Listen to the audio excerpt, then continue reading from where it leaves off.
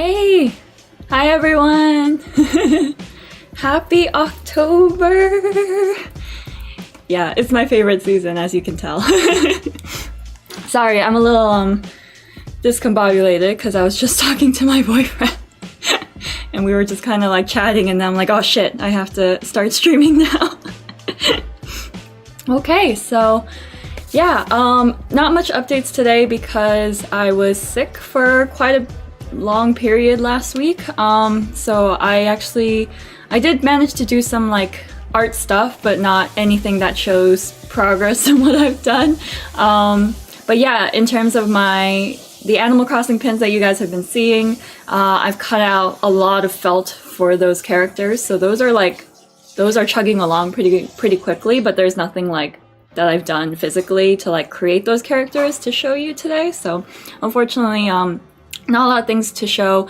I didn't get to work on Medusa as much as I thought I would because I was sick. So yeah, so that's probably going to be for next stream because I'm hoping to send her out pretty soonish. So yeah, I need to really work on her this week. And then the rest of the week was spent doing like admin and businessy stuff. So I was spending a lot of time talking to a tax consultant. So yeah, I'm putting my finances together. So yeah, it was busy, and it was very busy in that regard, but nothing in terms of art projects that I moved forward in. But I do have some things to show you in terms of my earrings, because look at these. You guys can see them. They're like long skeletons. Yeah, I'm gonna wear them every stream this week because this is pretty much the only time of the month that I end up wearing them. But they're my favorite ever earrings, and you'll see that they're kind of like a lot of people have been wearing these like full skeleton earrings from a lot of like jewelry companies. So yeah, so I'm gonna wear them every stream. And they dangle really nicely and they add some nice heft to my ears. So yeah, I'll be wearing them. Yeah, and also it's been super cloudy and overcast since yesterday because we're kind of feeling the effects of the hurricane that hit Florida. So unfortunately, so we're gonna have some cloudy days ahead, and my ring light is on and it's making me look kind of sweaty. So yeah, but otherwise, that's pretty much it. I can't really think of anything else to update you guys on. I will show you guys some new pins that I received from Reagan, the artist that I follow and support on both Twitch and Patreon, and I'm going to show you the pins that she sent me, or I purchased. Yeah, look at them! It's really hard to tell because the glare from the ring light is hitting them pretty hard, so I'll move back a little bit. Let me see if I can do that. Yeah, look at them! Look, this is Spooky Cat. It's got a nice like mirror effect, but when you're not shining anything directly on it, it looks like a black cat. Look at him! And then this one is Wizard Frog. This Wizard Frog's a little harder to see. I really wish, I'm gonna work on my webcam to get autofocus on. I don't know if I should get autofocus or if I should get manual focus, but it should. Look at that! Look at the glitter in his hat and his cape. This is Wizard Frog, and she has one more pin on her shop. Her shop is open right now, and it's updated with a lot of like spooky stuff. But yeah, she's got like a lovely witch pin as well, which I did a second buy through, so I went ahead and bought the witch pin as well. So yeah, so that's been kind of like my week so far, and yeah, I'm gonna jump right into the art stream, mainly because I want to start finishing these guys up pretty soon. I have a hard stop today. I'm gonna stop at exactly 2 hours from now, which will be 1 o'clock here on Eastern time, because I want to play Graveyard Keeper. So I'm gonna play some video games. I'm gonna play Graveyard Keeper for the next 3 weeks, and today will be the first, and on the last week of October, I'll be playing The Witch's House, so hopefully I'll be able to complete... I won't be able to complete Graveyard Keeper. It's supposed to be like a Stardew Valley-like management / dungeon crawling sort of game, so there's no really like end in sight, but The Witch's House is a single playthrough kind of thing, so yeah. So I'm going to update you on what I did with my Animal Crossing designs. I think some of them, I know a lot of them have been drawn since last stream on my own time.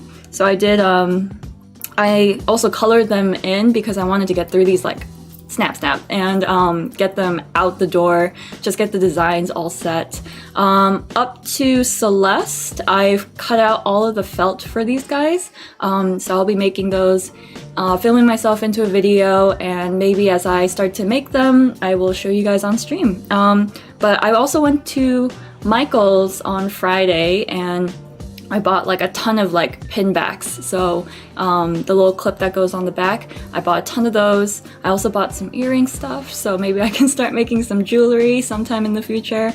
So yeah, but up to Celeste, I did color all of them in. I think some of them I did on stream and some of them I did on my own time. And then I finished Red and Kappa. I had to redraw these guys twice because I didn't like how they looked in the first one. I made Kappa a little bit chunkier. He's a little bit fatter in the face because when I first drew him out, he looked, I don't know, just not great. And Red also didn't look very great as well. And for Red, I'm adding this little like handkerchief sort of thing, neckerchief around him and then I'm gonna make it in the design of his apron that he wears because he seems kind of just boring just having his face on his own, so I'm gonna include that. And then I also sketched out Pascal. Really love how Pascal ended up looking. I think he's gonna make a really cute pin. So I finished Pascal, and then I finished KK Slider because he was so easy. I don't even need to color him in because he's just a white dog. So he's all set. And then I did Jack. Jack was pretty easy because I made a doll of him not too long ago. And then Orville and Wilbur, I am getting along and finishing. I am not 100% sure if I like these designs. They look kind of too, I don't know. I guess like I kind of was hoping to do my own spin on them in my own style, but they are kind of tough to do because they've also got kind of like tech equipment around them, and there's only so much like experiments I can do with their beak design, so I think I'll keep them as is. And yeah, I'm hoping to color them in. And then lastly, this is why I really dislike how my mirror app puts up my iPad screen onto you guys, because the sketches I can see very clearly on my iPad, but you guys probably can't see them very well. But yeah, these are the rest of the characters left. I want to redo Nico. I didn't really like how he ended up looking, so I'm going to redo him. I really don't like his hat, so I think I'm going to redraw him. Leaf I tried to start, but Leaf, even though I love Leaf, he's got a lot of like geometric shapes to him where if you don't do them correctly, he's gonna look a little wonky and squashed. And then Tom Nook and the Nooklings, I don't know, I've been having a lot of trouble drawing them, so I think I'm gonna wait until after the stream. I think I'm gonna design them on my own time, because they're kind of redundant because it's the same design. Like once Tom Nook is done, the Nooklings will be done as well. And then, I know you guys can't see the outlines very well, but there's Katrina, Flick, and Gulliver left. So yeah, I think I'm gonna try and finish. I'm gonna color the other guys in first, and then I'm gonna try and finish these guys as much as I can. Okay, so let's see. Let's color in Pascal first. I really love how Pascal ended up looking. I don't interact with his character very much on Animal Crossing, but he's super, super adorable looking here. And he's got like this really bright red going on. Okay, let's do that.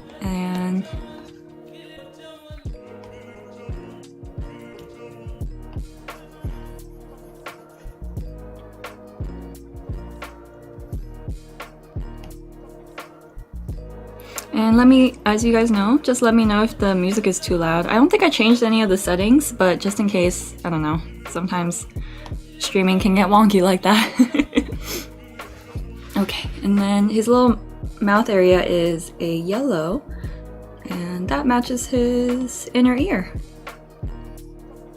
I kind of want to go with like, he's got like a really almost bright neon-y yellow, and I kind of want to go with the pastel route if possible. Pastel route.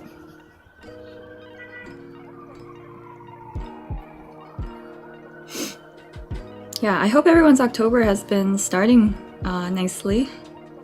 I hope everyone's getting a lot of relief from the hot weather this summer. If you were in the northern hemisphere.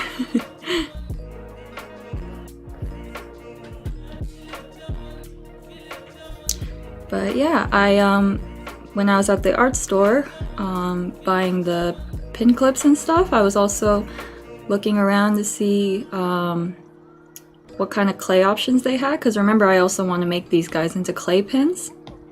And yeah, they do carry like Sculpey clay, so I'll be able to stock up on those. And they didn't really have a lot of like acrylic resin options. Sorry, not acrylic resin, UV resin options. And they did have a UV light, but it was very, very small. So I think I'm going to maybe have to buy that online. But it also could be a stocking issue.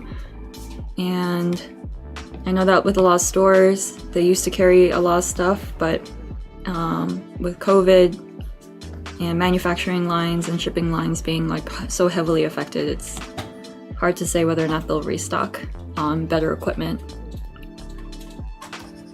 Whoop.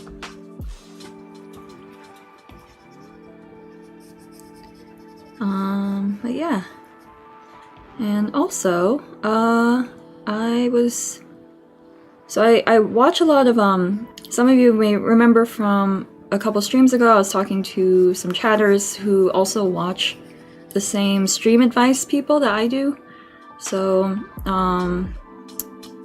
it's called a stream scheme on YouTube. So if anyone else wants to look up, you know, how if you want to like look up ways to start out in streaming, they're definitely like a really good resource. It's run by a streamer named LJ, who also streams, but he very clearly markets his advice is towards beginning streamers, not for anyone who's already very advanced or already very established. So anyone who wants to start out in streaming and doesn't understand how to optimize their settings and how to figure out their metrics and stuff, he's very good with that. But his streams are very heavily focused towards game streams. So anyone who wants to start out in a gaming stream career, which is a tough market to break into, quite honestly. It's really hard to it's been so saturated with a lot of gamers.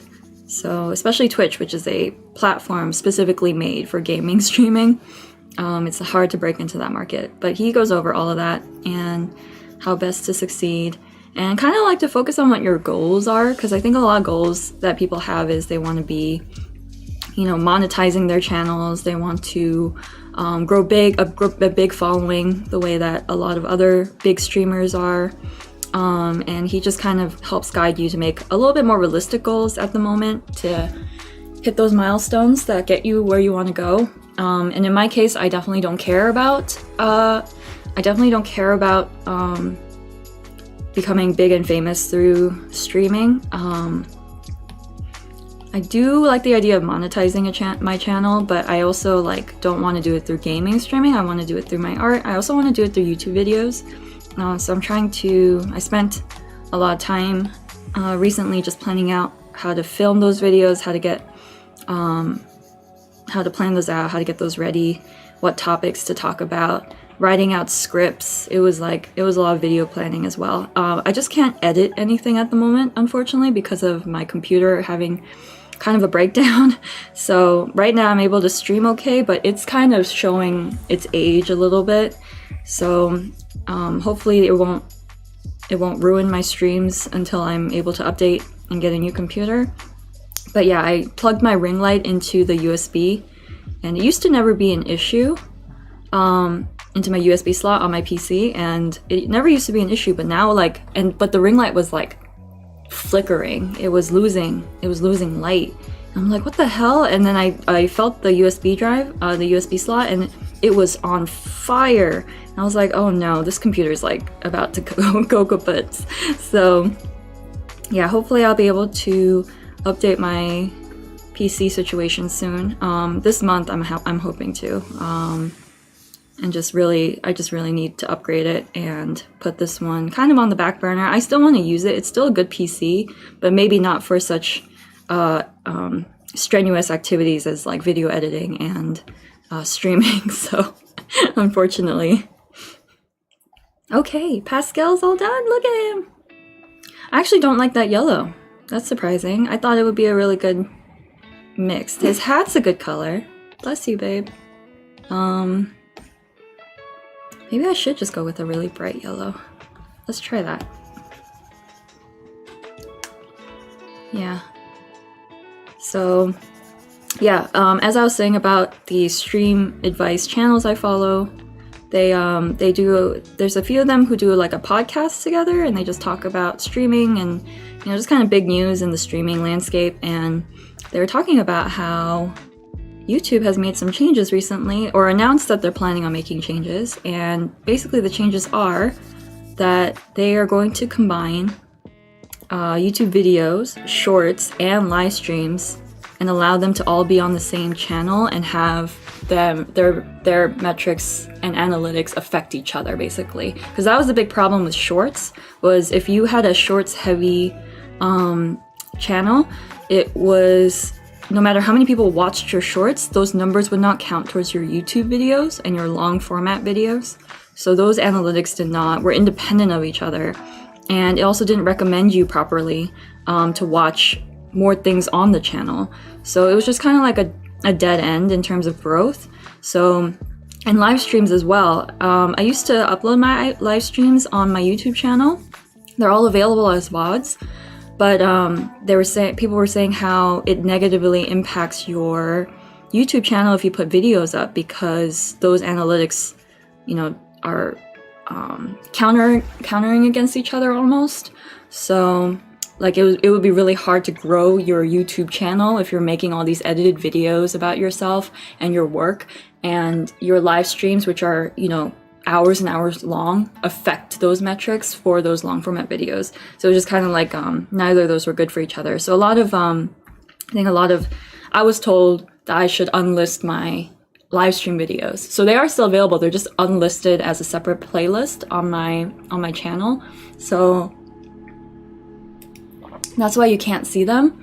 But I was told that with this new change that YouTube is doing, you will be able to list those and potentially increase the number of hours that your channel has in terms of videos to watch. So let's say you have, for instance, I have like 5 videos on there, and each of them are like 10 to 12 to 15 minutes long, and that counts as maybe like 1 hour of watch time on my channel. But my VODs, which I've been live streaming since July, are like 3 to 4 hours long. So then suddenly I have 10 more videos that are 3 hours long average, and that means like I'm putting on 30 more hours of watch time on my channel, which can affect how YouTube recommends it. So yeah, there's been some exciting progress on the YouTube landscape. And things to look forward to. And honestly, like, you know, I honestly don't know if YouTube will ever make live streaming its bread and butter, because it's not. It's YouTube videos that, and the ones that they can run ads on, that they prioritize upkeep for. So if they ever, if it is to believe that YouTube is implementing this change, that kind of changes the landscape for live streaming. And I personally I really like Twitch, but I also understand that Twitch is very limited in what it can do. And to be honest, like, if I had to choose a place, YouTube is becoming more and more kind of appealing to me. And it's also like, the thing is with, in terms of advice that I've sought out, it is possible to just like grow a following on Twitch and then refer them to YouTube. Because everyone watches YouTube, right? Everyone watches YouTube. So like, if you have a pretty good following of people, it is possible to just have them let people know I'm planning on moving over to YouTube.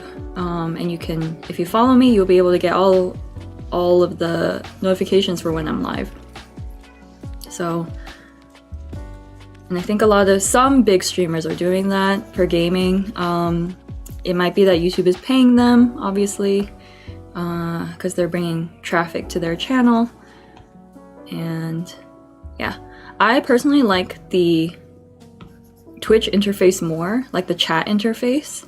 I like that way more, you're able to raid each other, which is a really cool feature. I think the community of Twitch is really, really cool. But I also know that it's very limited in what I can do. And I really don't want that to limit my ability to make this self-sufficient almost. So yeah, I don't know. Something to think about in the future. And I'm also multi-streaming to both, so maybe like in the future I'll think about which direction I want to go in. And it is true that I do watch live streams on YouTube as well. I follow some gaming journalist accounts, and they do Let's Plays. And they're not professional gamers the way that a lot of Twitch streamers are. They don't play a game fully, completely through. They're games journalists, which means that they play enough to kind of just bring entertainment to their channel, but also kind of spread awareness of how the games are. And oh, look at Jack. And I do enjoy watching those live. I've also like started following a lot of artists on YouTube that I follow on Instagram, and a few of them also live stream on YouTube as well. So YouTube is definitely not like absolutely barren in terms of live stream options.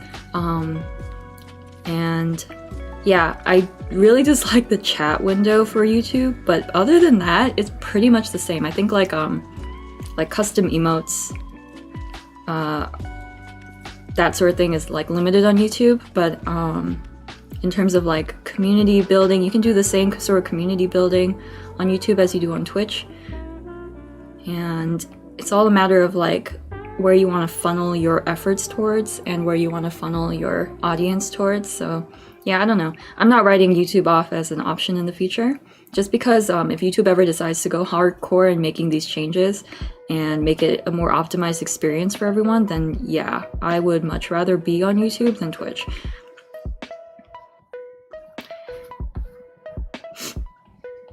And it'd be really cool because I can just like Twitch gets rid of your VODs after, if you're a non-affiliate or a non-partner, they get rid of your videos in like a week. It used to be 2 weeks, but now it's 1 week. But YouTube can save those VODs forever. And if I can upload those on there for people to potentially watch, like that's good for me. I personally like to save my VODs as well and just like go through them and make notes to myself on what I need to improve on. Like when I watched my first few VODs, I was like, oh my god, my voice, you can barely hear it. It was like really, I don't know. It's because my webcam mic quality is not great. So at the time, that was all I had. I had what's this, a C920? I had the Logitech C920 webcam, and the mic quality on that is not great. Obviously the camera quality is also limited, but it's still better than like a lot of other options, and kind of is a good beginner camera. Maybe someday I'll upload a DSLR mirrorless to stream better that way, but I don't know, that's kind of like down the line. But yeah, like that was one of the first things I noticed when I was watching back my early VODs. I was like, wow, you cannot hear me very well. The quality is shit. And whoever wants to watch this is going to be like, wow, her voice is the same loudness as the air conditioner. But now I have the Elgato Wave 3 microphone, and I personally really like it. I don't think I need like a very professional mic. It does the job really well and it's very easy to work with, so that's kind of what mattered to me. And it was also like a price point that wasn't ludicrous. I don't know, does anyone else get really tired of like updating their tech? I like updating my PC, but I haven't updated my PC in like almost 10 years because I had my custom built PC for years and it was very reliable for what I needed to do. But yeah, like updating your phone, updating your tablet, your just computer accessories, like all of that, like your mouse, your keyboard.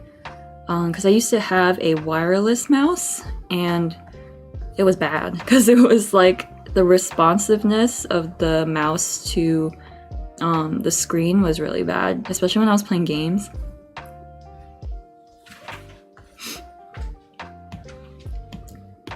Alright, so Jack, I think I'm gonna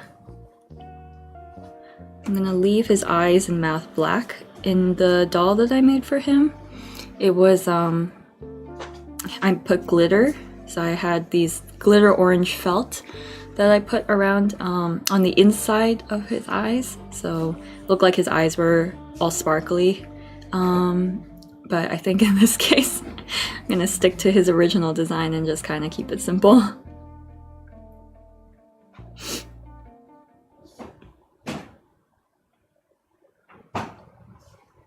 Yeah, I also spent the week doing a big Notion update. So I use Notion to plan everything out. And I just kind of like, I had so much notes from like the past few years of just like wanting to start a business like this. I had so many ideas. I had like a full notebook full of stuff that I'd written down, planners, and just things I wanted to do and things I wanted to seek out outside of my 9-to-5 job. And it was just like so much information. And I was getting really like, this is what happens when I like handwrite stuff. I just write the same things over and over sometimes. So I was like writing the same thing, writing the same like to-do list over and over again, and the same ideas over and over again, because it was just all jotted down on like different pieces of paper or different pages of the notebook. It wasn't very organized. So finally I was like, look, I need to digitize this somehow and keep it all in one place. And I also really wanted to access it anywhere, wherever I was. I didn't want to just like carry a notebook around with me. I carry a notebook around with me when I go out though, because sometimes like you'd be like out and just like walking around the park or walking around and suddenly like ideas hit you. I like keeping a notebook around for that. But in terms of like when I'm at work and I suddenly have an idea and I like want to include it in my schedule or something, my schedule is now available online. So I have Notion like downloaded on my phone, my tablet, just in case I ever want to like quickly just look through what I want to do and have that available to me. So that was really cool when I changed, but it just took forever to get everything onto Notion. And formatting it was like a learning experience. Yeah, formatting it, I think that's what deters people a lot from Notion, is like it's got so much capability but so open-ended that like it kind of gets confusing. And in the beginning I did use templates that other artists and people who like organize their lives, like they offer templates from Notion to download. And in the beginning I did, but then I was like, no, I'm gonna start making my own. And that's what I did. I like ended up, and that's what took me so long to like make Notion kind of my own style and something that makes it efficient for me to look through. And that's what I was doing this past week. I finally like put my content tracker on my Notion part, on my planner section, like in the right format that would allow me to be most efficient. Because the way I had it set up before, it was like, I don't know, just dates. And like dates don't really work with me. I need to see like a visual calendar. And that's what was throwing me off about that design. So yeah, so I finally like optimized my content section of my planner in a way that allows me to track like where I am on the process of like making videos, uploading videos, what I need to start filming to get those videos out on time, all that stuff. It makes me a lot more accountable for what I'm doing for my growth, because I actually do like video editing a lot. It's very time consuming, which is the most worrying part of it, because like the filming aspect already takes up a lot of time. Planning out those filming parts, the parts that you need in your video, and then having to having to edit that on top of it, and like if you have hours and hours of footage, then it's like, but you're making a 20-minute video, it's like, oh man. So I don't know. I think that's like my number one, if this business ever does really well, that would be like my first hire, would be someone who can help me with editing. Oh, look at Jack. Jack came out so nice. Okay. And KK's slider is all done because he's just a white dog. Alright, so we have Wilbur and Orville. I think Orville's the one who doesn't fly the plane, and the one with the aviators is Wilbur, I think. But Orville's all done. Correct me if I'm wrong, though. So I really like the blue that they have. I'm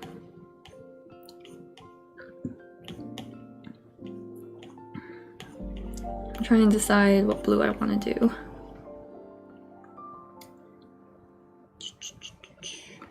I like this pastel-y blue, but we'll see how it looks.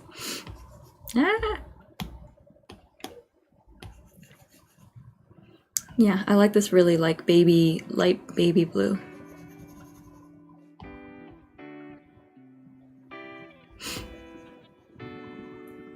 Okay. Yeah, it's coming out really light and neon-y on your screens.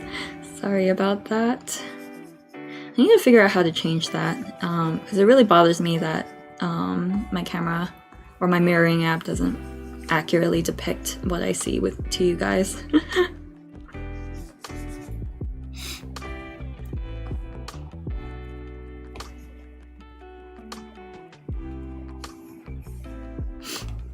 Yeah, does anyone else have like October plans? It's kind of a low-key season. I think a lot of small businesses really maximize their profit during this month. So, but I don't have a business right now per se. I am trying to start that pretty soon. I feel like every stream I've done with you guys has been me saying I'm trying to start my business. But but I did spend this past week like studying all of the different business structures and organizing my finances. And I talked to a tax person, or I submitted the paperwork for getting the tax stuff done, as I mentioned earlier. So, okay. Yeah, I like that blue a lot. I like this blue. I'm gonna keep it. But yeah, I was reading up on, ooh, that's an ugly yellow. Yeah, that's better. But I was reading up on different business structures. Like, I think I was reading somewhere that said like you don't need to declare your business structure, but I'm pretty sure you do if you want to pay taxes from like making money off of it.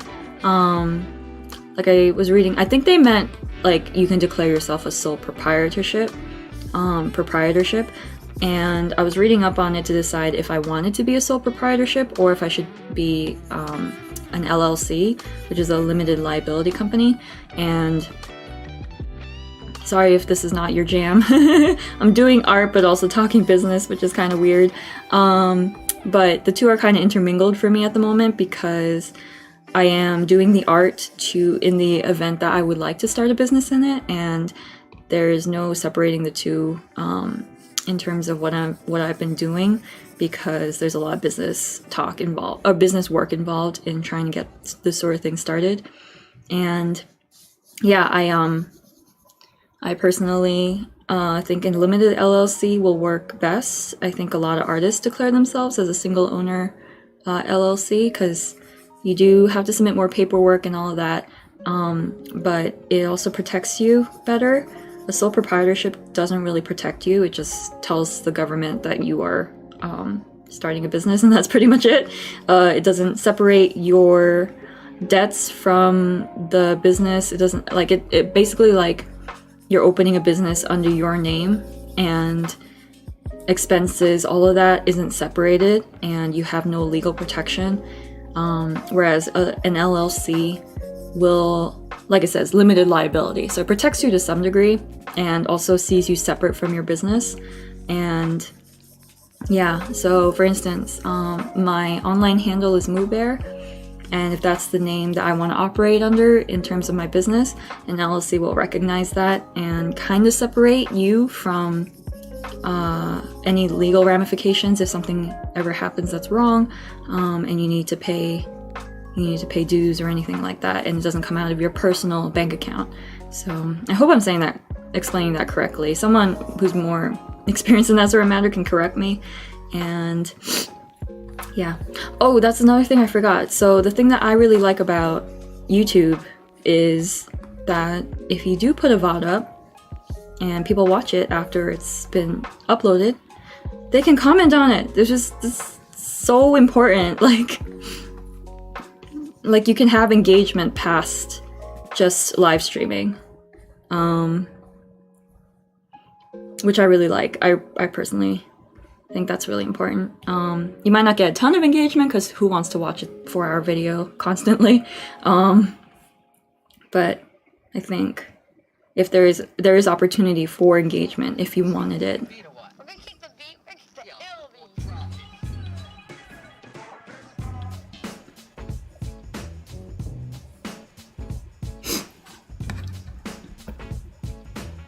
So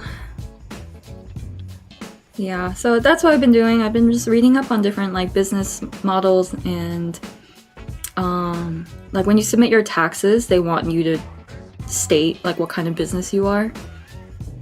And yeah, I've just been like shifting all of that over to there. I really like this. No, I don't like that.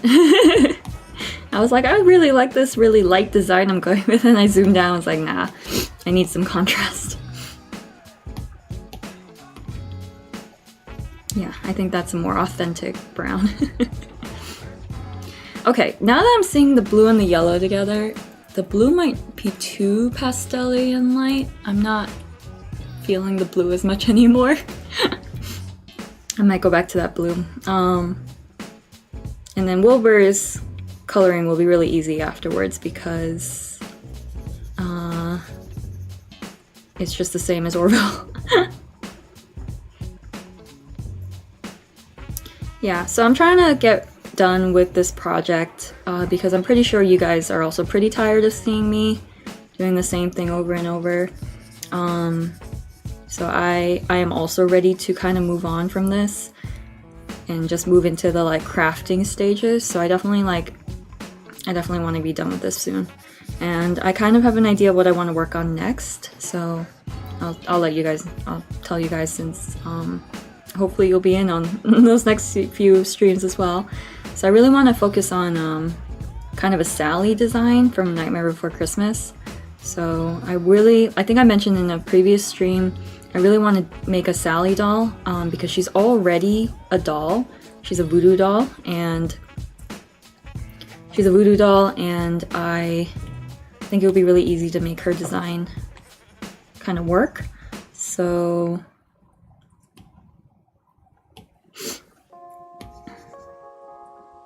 maybe something a shade darker. Is this one a better blue? Nah.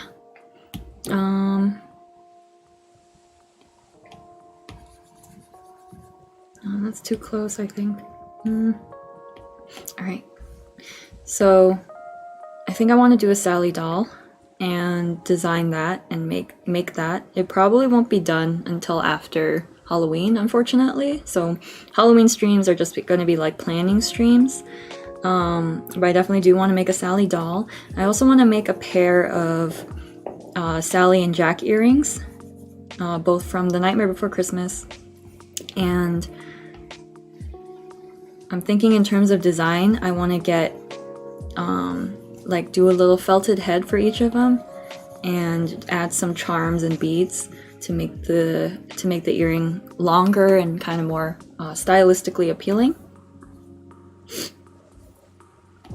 So I kind of have an idea of how to do that. And then for the doll, I want to do an original, not original, I want to do kind of a fan arty sort of doll first in my design for making dolls, which is kind of like a chibi, sort of chibi-fied version, and then wearing her outfit from the movie and things like that, which should be pretty straightforward. But I also want to do a second doll of Sally, and this will be an original design, and I want to have her dressed as the Pumpkin Queen, because if everyone remembers the movie, Jack Skellington is the Pumpkin King every Halloween, and I think it'd be really fun to do an original design for Sally where she's the Pumpkin Queen and have her be the Queen of Halloween, because she deserves recognition for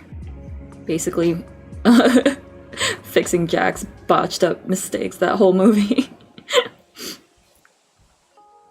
But yeah, I want to do like kind of a queenie design for her in an original outfit, original design.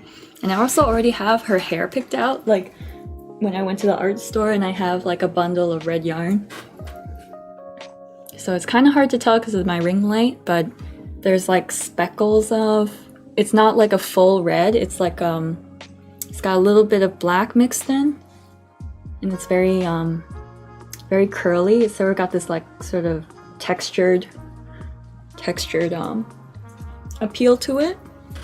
But I wanted to do it, I chose that one because Sally is made of other parts, kind of pseudo Frankenstein style, as a voodoo doll, so I thought it'd be fun to have like hair that wasn't fully red, it was like mixed in with like other people's hair. But yeah, I want to start doing that for our next couple streams, and then finally get away from the Animal Crossing madness.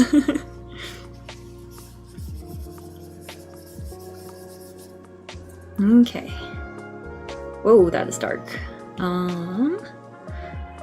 Let's make that just a little bit lighter.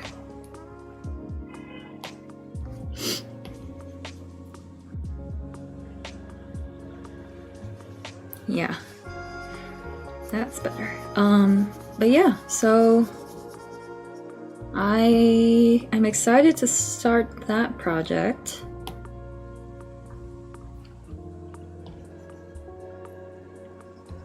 Yeah, so I definitely like want to experiment more with making pins and earrings.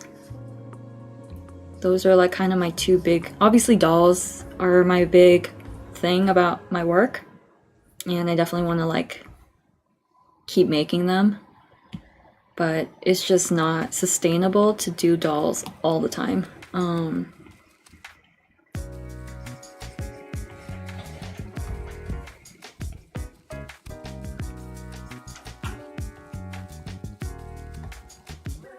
As much as I love making them. Okay, it's a little hard to tell, but I think their tongues are also yellow.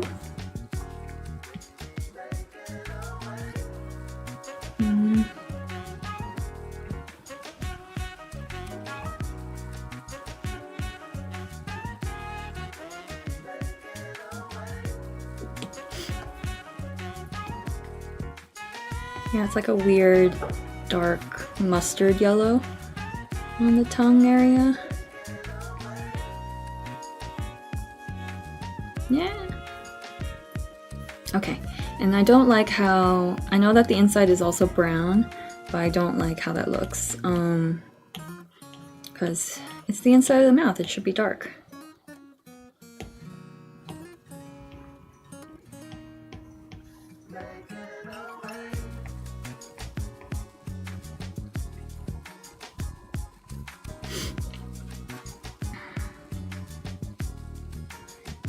Yeah, so today is just going to be kind of a low-key stream, just finishing up these Animal Crossing drawings, and then fun doesn't start until until I start streaming Graveyard Keeper, the game I'm playing after this.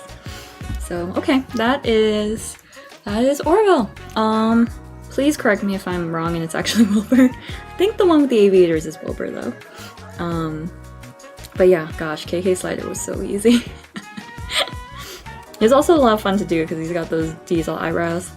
Alright, and then, okay, today I really want to finish Leaf and Flick. I'm kind of taking a pass on Gulliver because I just did 2 birds.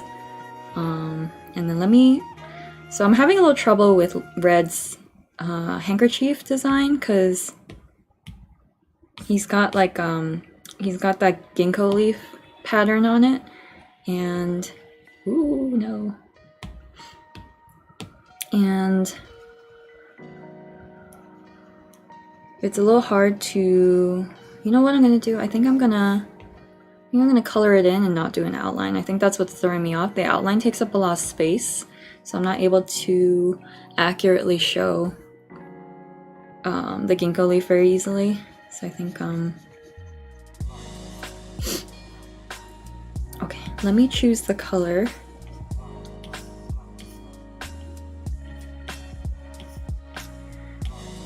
But yeah, I feel like did Tim Burton do Coraline as well? Because I really like Coraline, but I can't remember if he also directed that. I'm like 80% sure he did. I know he did Corpse Bride, another awesome movie, and obviously Nightmare Before Christmas, but yeah, like Coraline is also a really good movie to make dolls from, because gosh, that whole movie is about dolls as antagonists, right? Like the other mother is basically like a doll and they have those weird button eyes.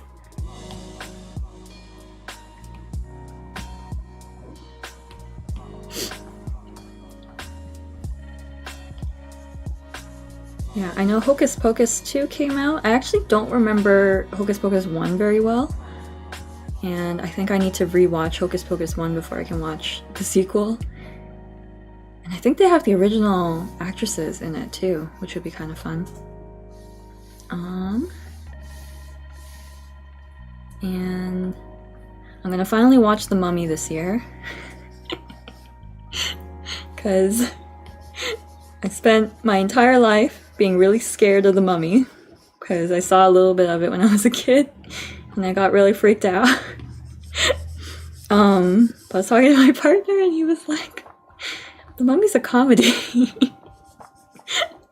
So I think I'm finally ready to watch it this year.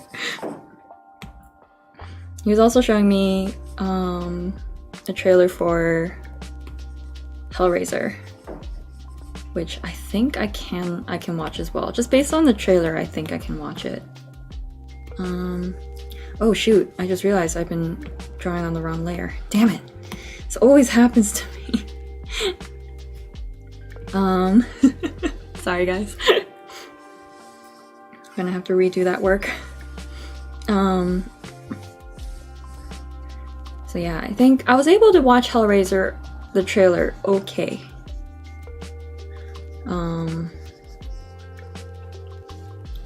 And when I first saw Cabin in the Woods, only just last year I think, I was able to watch it. I can watch that, I can watch Army of Darkness and the Evil Dead series pretty easily, but I think those are also kind of like borderline comedy horror. So I know the first Evil Dead tries to be the most scary, but I think I was able to watch the first one without kind of any issue. I haven't watched the second one, but I have seen the third one, but the third one doesn't really count. The third one is very much a comedy. So yeah, I think I can finally watch The Mummy this year. And definitely want to watch Coraline. I'm trying to think of any other horror movies. I can't watch a lot of horror movies. I'm really bad with them. I think definitely can't watch any Asian horror movies. They're just too intense. And they also deal with a lot of like supernatural stuff. Like the whole ambiance of Asian horror movies is like the music is off, the way it's filmed is off, the colors are off. It's very like off-putting, the whole thing. And then they get like really messed up supernatural stuff usually happens. And it's like forever traumatized me, and I don't want to deal with that as an adult. But I think there's some select American horror movies I can watch pretty okay nowadays. I'm still exploring that. Okay, I'm gonna draw this ginkgo leaf.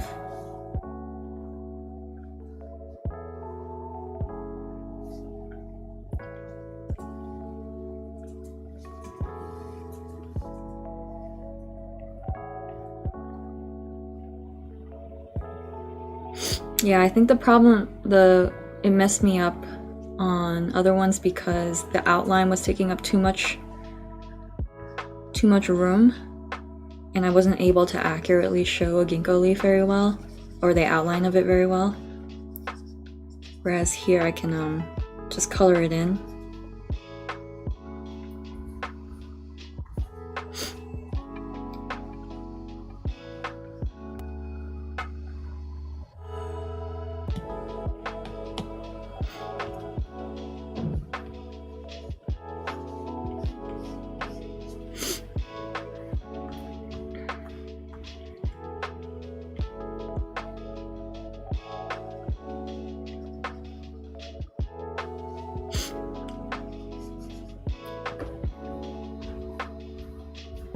Yeah, that's way better. That was way better than any attempt I made at outlining it.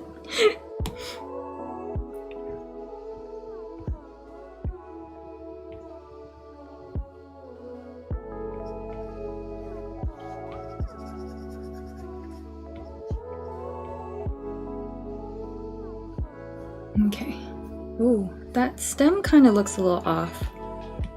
Let me redo the stem a little bit.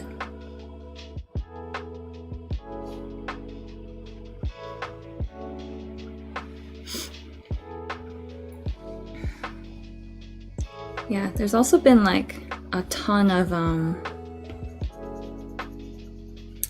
like lists for anyone who is on Instagram a lot and they follow artists. You'll see that, well, Inktober is the big one, started by Jake Parker, and from there lists have kind of popped off and become a thing where seasonally people choose. This ginkgo leaf is steadily getting worse, I'm sorry.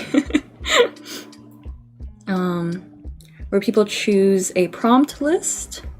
Yeah, I think I'll just keep it like that and then stay away from it. But yeah, so people make lists a lot of time this time of year where they basically put together a prompt list and introduce it to the public, and for the month of October or any other month they can follow the prompts and illustrate. So it just kind of introduces some variability to your work and your portfolio.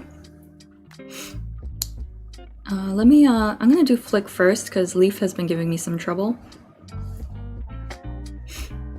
So Reagan, the artist that I follow, she did a prompt list this year as well, and you'll see it on her if you guys don't already follow her on Instagram. But she did one called Reagan's Ghoulish Gallery, and it's a prompt list that she did on stream actually. So she asked for input on what to put on her prompt list, and there was a bunch of us in the chat giving her ideas. And it's actually a really fun list of prompts because they're like it's Ghoulish Gallery because there's a bunch of monsters on there. Some of them are traditional and some of them are kind of random. And the first prompt, I think she already released her art piece on it. It's called Banjo Witch. So all of them have these like really fun descriptors as well. So Banjo Witch, not just a witch, but a Banjo Witch was the first one. And the one that I really liked was, I think a couple of us made the suggestion of Medusa. And instead of writing Medusa in the prompt list, she changed it to Snake Sweetie, which is a really cute no, the wrong layer again, you guys. Again.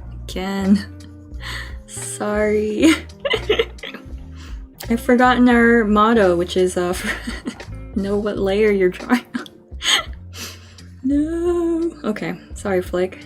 I'm gonna have to redo this head of yours.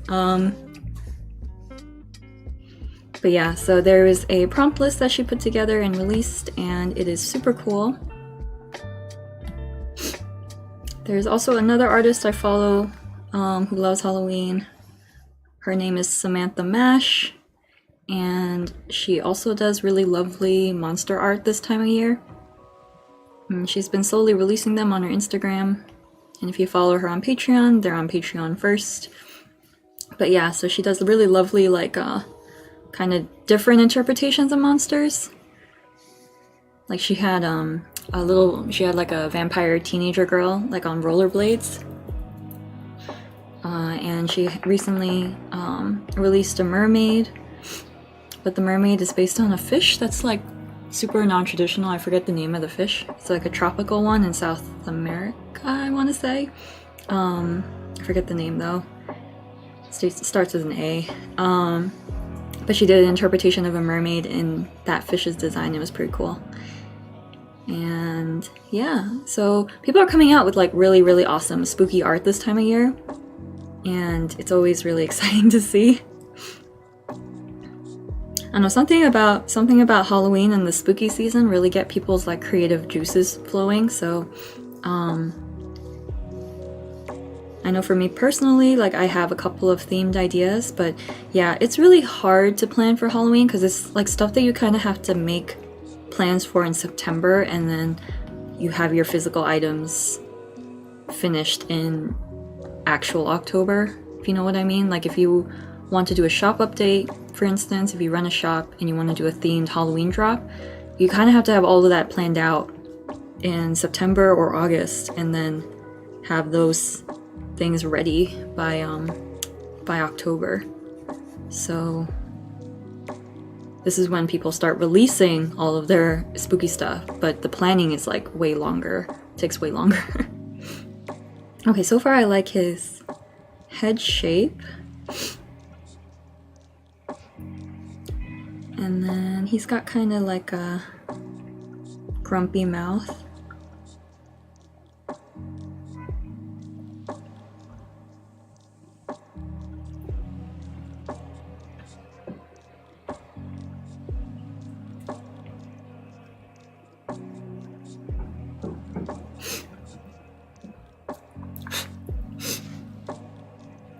It is still raining outside. It was pouring yesterday. Yesterday was pretty rough, rain-wise.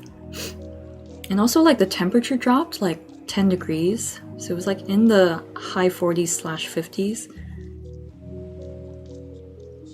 I think it's supposed to go back up again, but yeah, this sudden change in weather has been very different.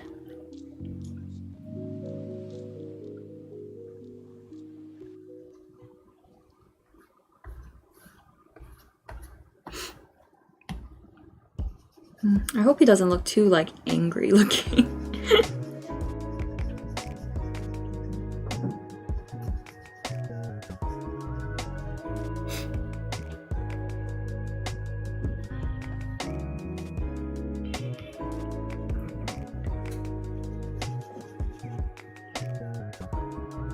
But yeah, I hope everyone else is very excited for the holiday season.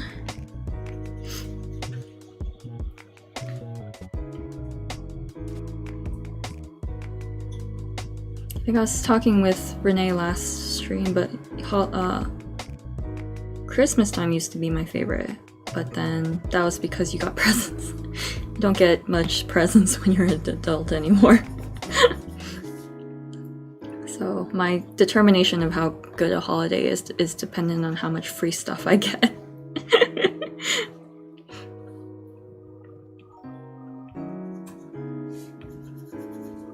But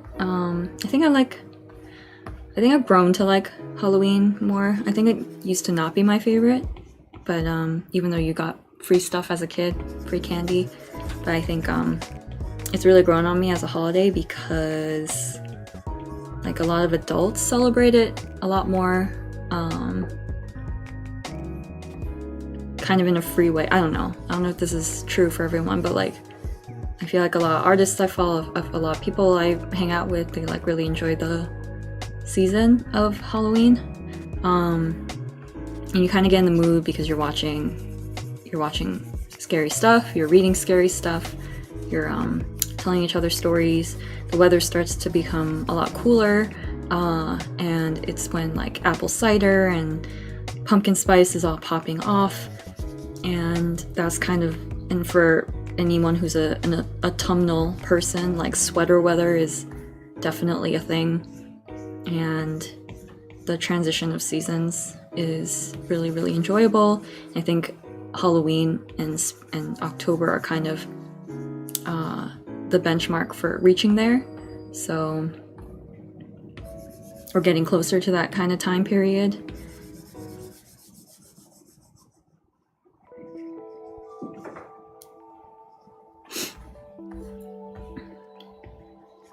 No, must be the wrong layer. Okay, you know what? I'm just gonna erase that whole deal. Okay, there we go. Less confusion now. Which just means I need to redo these.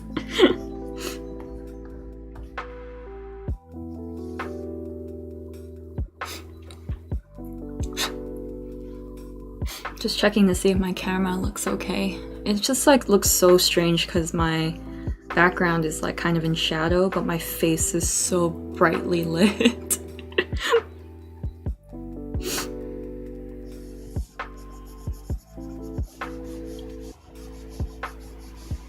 Yeah, but it was also like a really nice weekend. I got to see some friends who I hadn't seen in years, and by years I mean almost a decade. But like, I realized that with me and my friend groups, like we're all really spread out now. We're all over the US, so we're international. But like when we get together, it's like nothing has changed almost, which is nice. I don't know if everyone feels comfortable in that sort of friend relationship, but sometimes like my best friend in Boston gave me a call this last week as well, and just kind of like chatted. She was like walking home from work and just like called me up randomly out of the blue, and the last time I talked to her was months ago. And I don't know, it's just like very weird. Like for some people, I guess it's very weird to have friend relationships like that where you're not seeing each other constantly, but for me, like I don't know if it's because I grew up a little bit internationally, but I've always had friends kind of all over the place. We also moved a lot when I was a kid, so like I always had friends like kind of spread out all the time, and so it's just better to kind of meet each other that way instead of me seeing each other all the time. And as an adult, like you don't know where life will take you, and for a lot of them, they took jobs or met someone and ended up moving, or some of them, or I moved away, and it's like, yeah, it's like really nice to just catch up. I'm also like one of those people that really, really dislikes talking about the same things all the time, which is ironic considering I say the same things during my streams.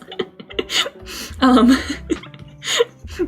very sorry if a lot of what I say on streams is repetitive, but I'm also like one of those people like who really dislikes talking this, like when I talk to my mom, for instance. I love my mom, but it's like we usually end up talking about the same things if it's a call that we have all the time. Like for instance, if she called me every week, it would be like the same conversation, like, are you eating well? What did you eat for dinner? How was work? And it's like the same thing over and over again. And that's just my personal preference to not have a conversation like that, because I'm like, ugh, that's the next 20 minutes of my life gone.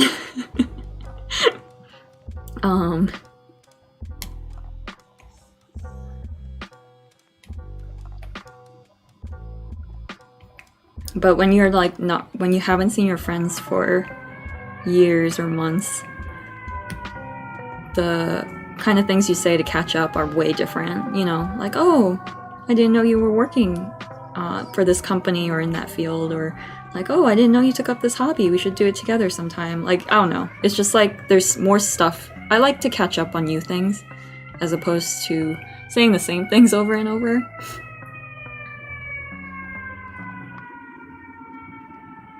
Okay, Flick is actually coming along pretty easy. It's Leaf, my favorite character, that's giving me all this trouble.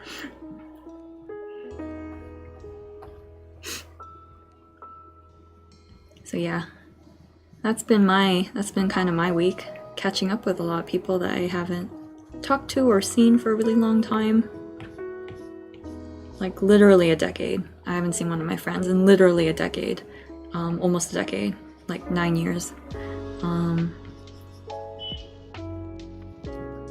Also, like, a lot of my friends are also, well, not all of them, but some of them are a lot like me, where they also appreciate just catching up. And I don't know, just touching base in a way.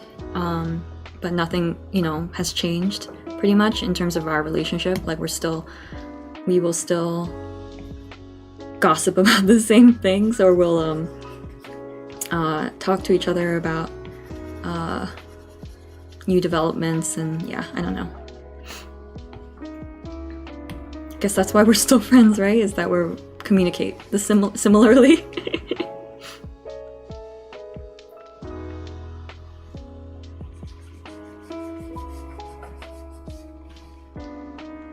Yeah, I wonder how, like, they feel.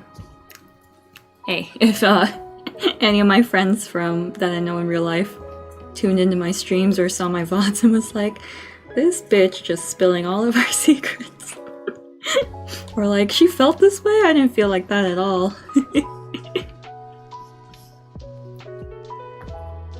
Sorry if I'm putting, like, words in your mouth. That's just how I feel personally.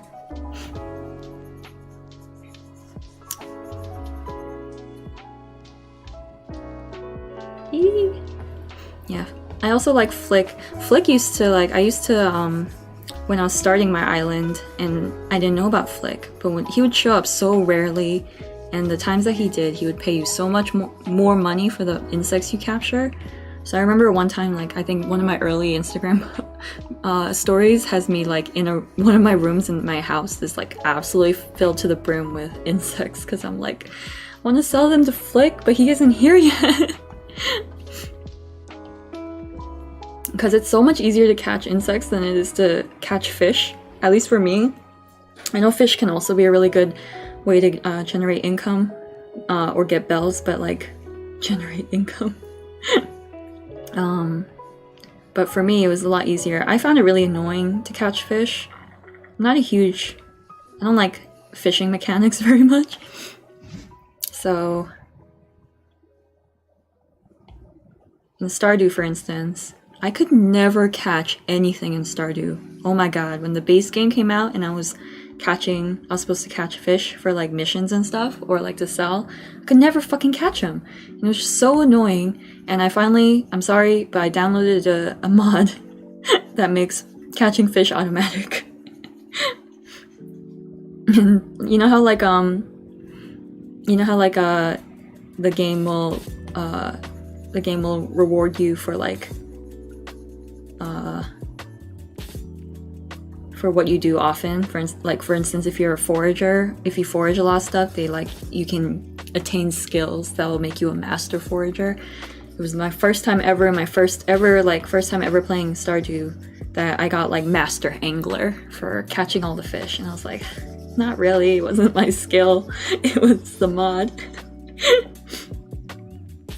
Yeah, I think the only skills that I have left to max out is my fighting skill, because I haven't been able to go to Skull Cavern or the caves as often because I was so busy, like, generating money from my farm.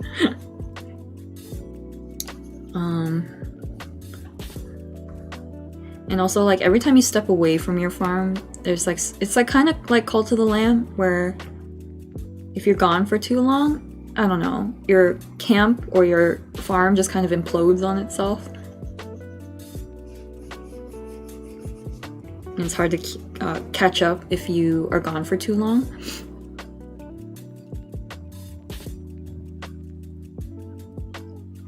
I'm giving Flick the side profile because obviously his horns are better visible that way rather than straight on.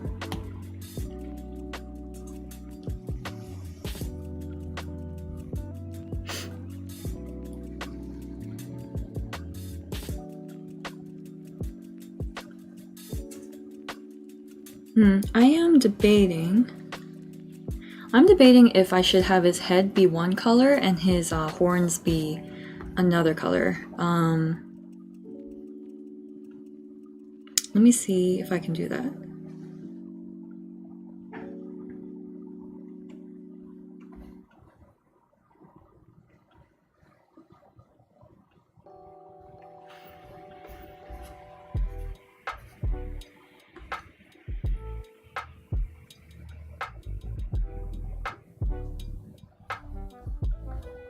Because I really like having his head outlined. But I also, I don't know, introduce some variety to his color scheme as well. So if I have his head be one color and his horns be another color, that'd be pretty cool. And I don't mean the little ones in front of his face, I mean the one in the back of his head.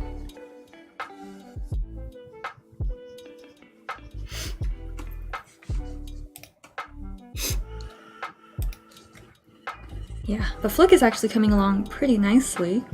He's looking very, very much like Flick. Every time I hear Flick, I think of, do you remember the second movie that Pixar ever came out with, A Bug's Life? Flick was the main ant character. I think Bug's Life was very underrated. I think it was a great movie. The only Pixar movie I really disliked watching was Cars. I think because I really just didn't care. Everything else was so super cool and imaginative, and it's not to say that Cars wasn't imaginative, it was. I don't know, it's just like, it was really boring for me.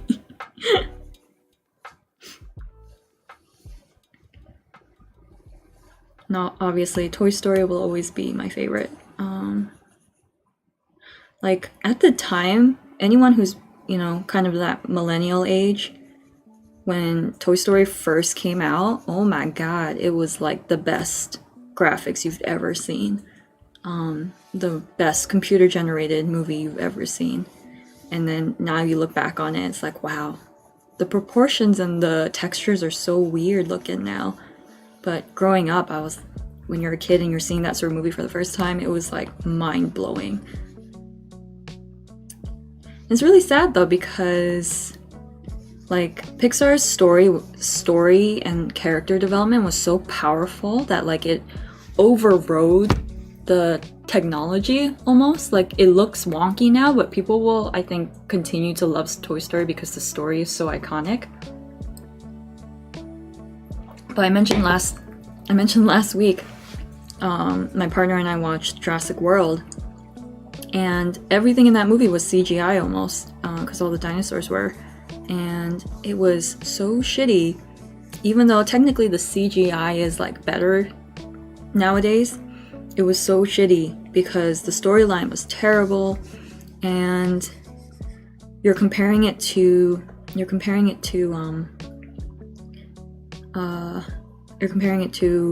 the original Jurassic Park, which had amazing dinosaurs, and they didn't use computer graphics as much. I'm pretty sure they did though, because I think with the raptor scene with them moving, I think that was computer generated.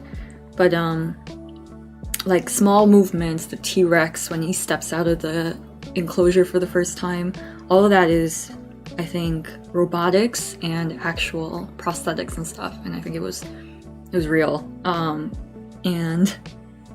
But like the recent movie is like better CGI wise, but it was so crappy in comparison to the real deal.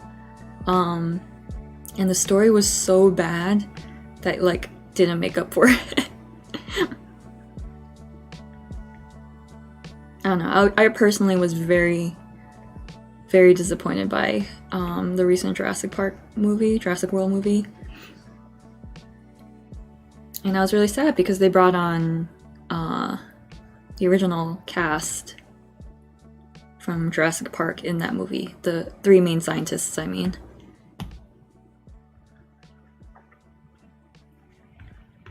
And it was like really cool seeing them, but it was also like, damn, Their potential was so wasted on this crappy ass movie.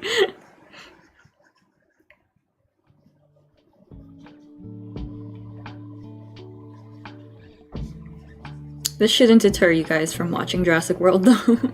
If you want to watch it, you should, but I'm just telling you that for me personally, if a movie is so bad that my partner and I turn it off before it gets to the end and go to sleep, then that's not a good movie.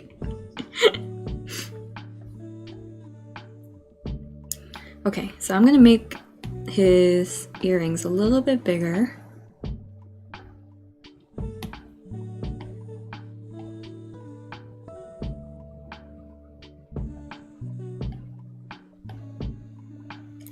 I kind of want them to stand out more.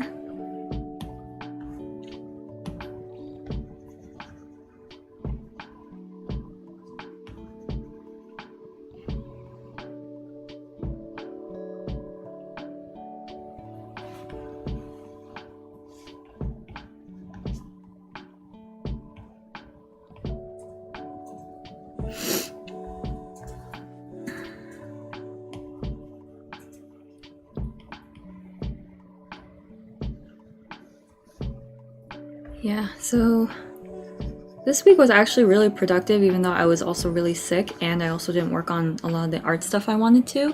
But it was very productive because, like I was saying, I updated my Notion to a style that befits my personality. So, and anyone who's worked with Notion, it's really hard to do that.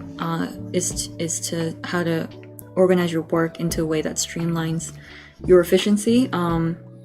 And that's something that I was able to work on. I was able to fully kind of put together a list of videos that I want to start working on. Once I get a new computer, I can start kind of editing and start dropping them kind of regularly. And that's another thing I decided. I think for when I start editing again, I want to start dropping YouTube videos maybe like twice a month. And then a short in the middle of the month. So like basically the first week and the third week of the month, I will release some YouTube videos, and the week in between those, I'll work on some shorts as well. So yeah, so I've been working on kind of planning those out in a way that doesn't leave me with a ton of burnout, and kind of get the ball rolling on like what I need to film, what I need to plan to match that schedule. And yeah, and also like what I like about that schedule is sorry, give me one sec. I'm trying to figure out if everything looks okay. Okay, I think Flick is done, you guys. I think Flick is done, and I just need to color him. I'm just gonna do the pupil for him, and then he should be done. Yeah, so and what I like about the schedule that I determined is that it leaves me with 1 week at the end of the month to relax. So if I release 2 videos a month, that means in the span of a year, I'll have 24 videos up, which doesn't seem like a lot, but to me it is, especially because YouTube doesn't really recognize, the algorithm doesn't recognize what it wants to do with your videos until you start uploading regularly / have a certain amount of videos that kind of meet the metrics for this target audience. And okay, his eye here looks a little weird, but it allows me to upload about 24 videos for the next year, and that doesn't include the ones that I already have uploaded and the ones I'm uploading for the rest of this year. And so I think 24 plus like 8 or 7 videos I already have planned for this year is around 30, which is a lot for me. I also don't want to make videos like too much that it takes away from my time to do the actual art stuff, but upload it regularly enough that it allows me to prioritize YouTube enough.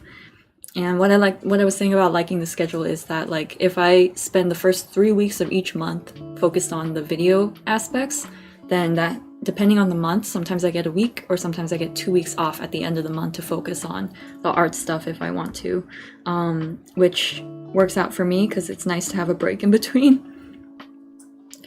I think a lot of channels I follow are like, you should upload videos weekly, and I'm like, I ain't got time for that. That means I'm gonna be video editing most of the time. And I think that's fair because I'm also like an art streaming channel, which means I have to do the art part. And if you're purely on the screen on your computer all the time for video games, for watching stuff and doing reviews and then doing videos based on those, then yeah, that means you can probably do a video a week. But for me, like, I need to spend half as much time, at least half as much time off the computer to do the art stuff as I am on the computer.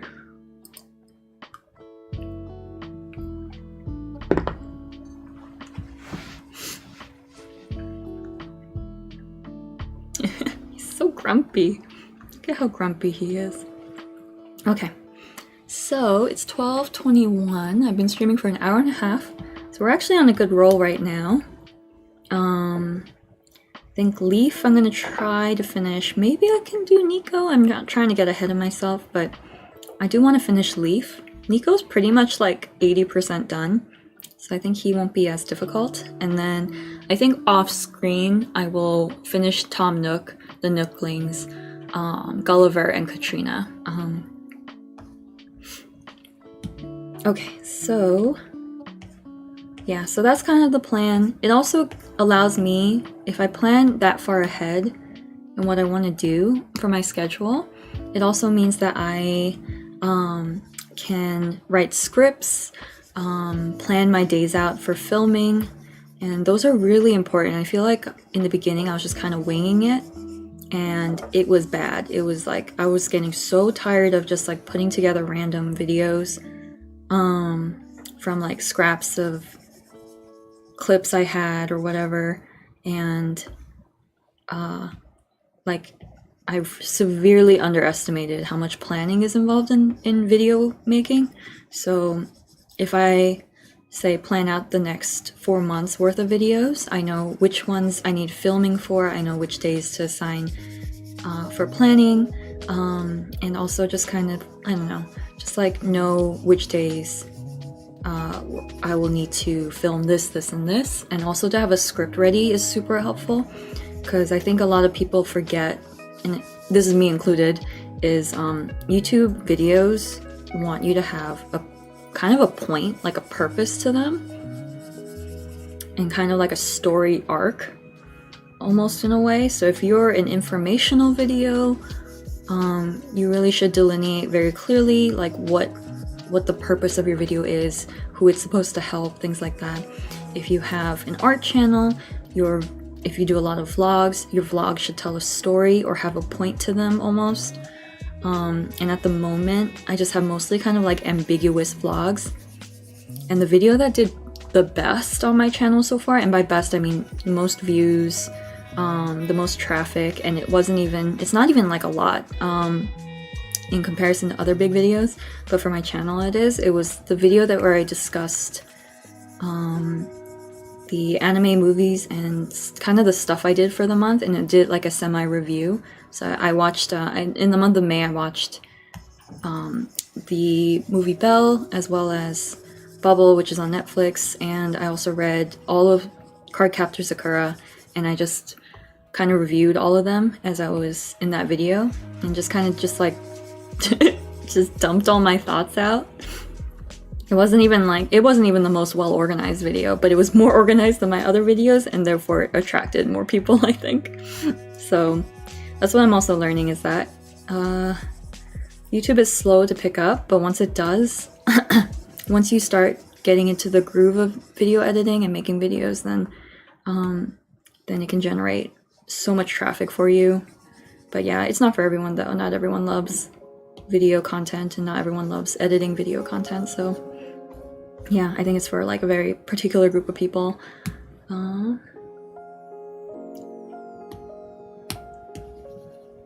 Yeah, I think I want to make his horns, his frills in the back. I don't think they're really frills. I think they're horns, a different color. So Yeah, and like I said, for this project, for instance, the making of my Animal Crossing pins, I wanted to make this into a video, so I'm also filming a lot of work being done on this. And it helps to kind of have an idea of what you want to do before you do it. Like, just like when you write a thesis paper, like, you have to have a few drafts of it. Video is pretty much the same thing. You need to have an idea of what direction you want to go in, what your thoughts are before you start filming. And I think I was missing a lot of that in the beginning, but in the beginning I didn't really hold myself to a high standard because I was learning how to film, I was learning how to video edit, I was learning lighting, I was learning content creation, I was learning social media, and I was learning all of the how analytics work on YouTube. So it was like a very much a developmental stage. But now that I have a much better idea of what I want to do, it makes planning for it a lot easier.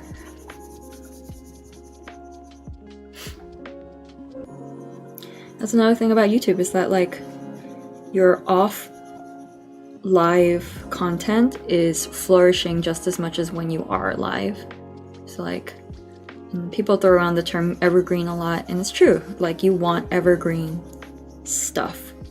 You want stuff where passively you're getting traffic, you're generating interest, instead of just being live all the time. And I think that's a major complaint for people who are building careers based on live streaming, is that it's really hard. It's really hard to build a following if you're dependent on being live all the time.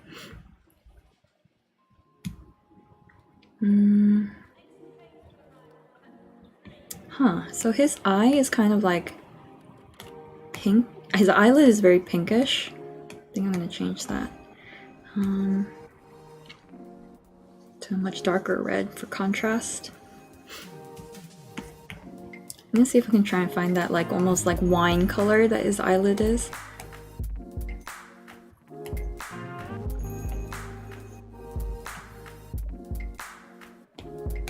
Give me 1 second. I just found another color that might... Is that color better for him? It might be better for him. Give me 1 sec. Yeah, I think I like this red way better. It's brighter, for instance.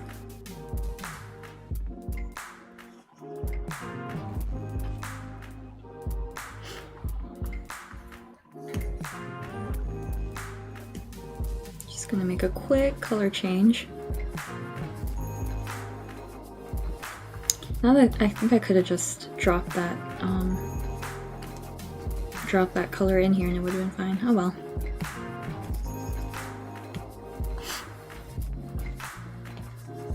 Yeet.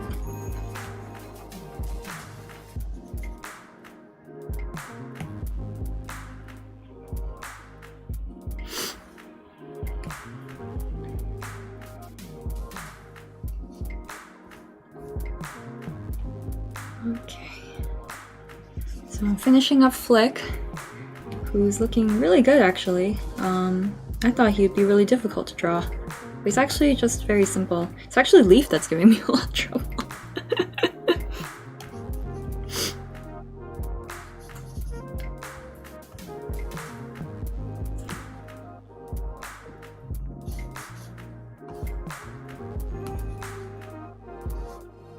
Okay. Whew, okay, there we go. Alright, and then his eyebrow is going to be this color. And then his eyelid is going to giving me some trouble.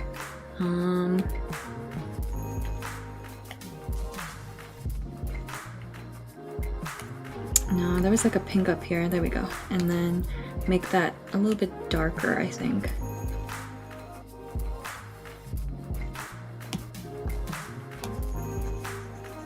Yeah, that's the color. I like that he's got so many like variations of like a purpley pink in his color scheme.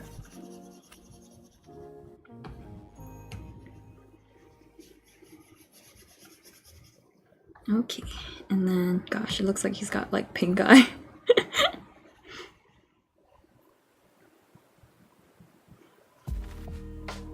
Gonna clear that away.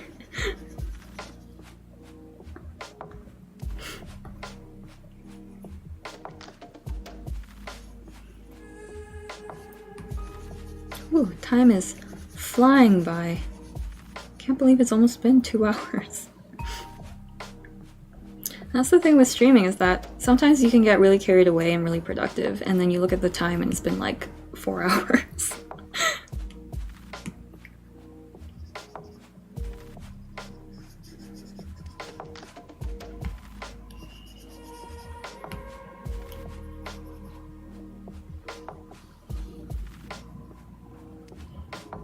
Okay, and then a darker shade of this should work.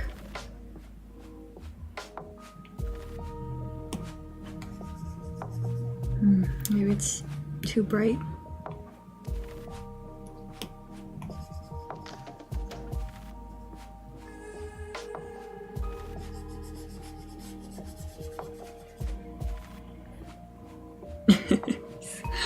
Got such an attitude. Okay, and all that's left is his horns as well as the kind of dots on the front of his face. So I think there was like a really nice yellow up here somewhere. Let me see if I can find it. I think it's this one, or maybe this one. Yeah, I think that yellow's a little too bright. Let me see. No, this one's too muted. I'm going back to that bright one. Yep, there we go.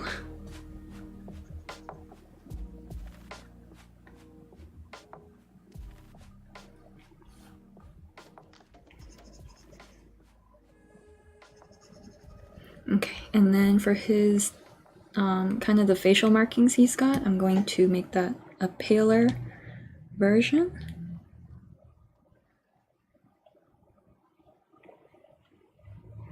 Kind of like there, and then ooh, that's not great.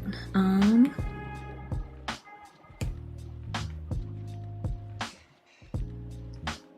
don't really like that either.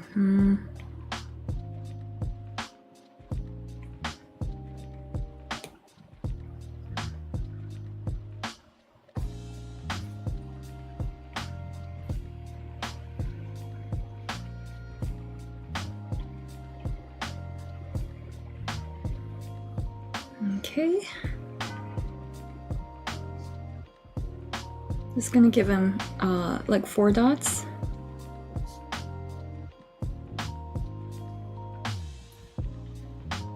Okay. I don't like the arrangement of these as much.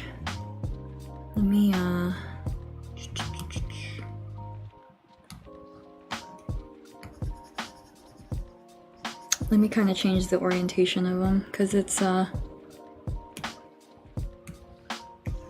clear that it's like sloped.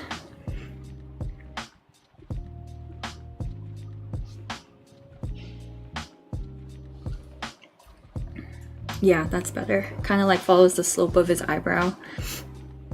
And then the last thing is just his earrings. His the earring studs.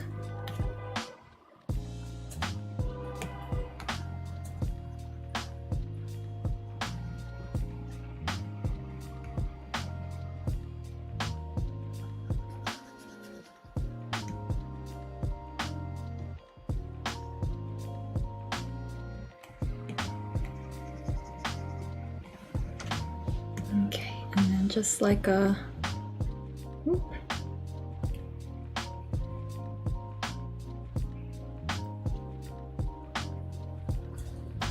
All right, and that's Flick. His head's kind of small. Maybe I made it too small. Sorry, got a lot of details.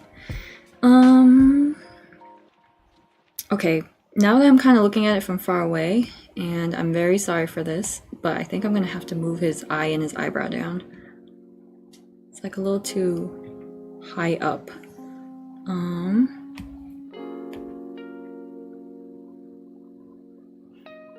Okay, that looks monstrous, but gonna have to make do.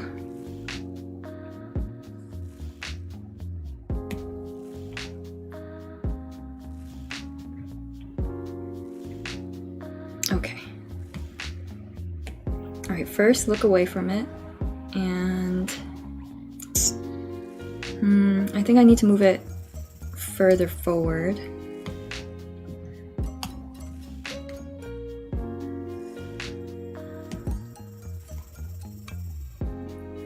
Like there.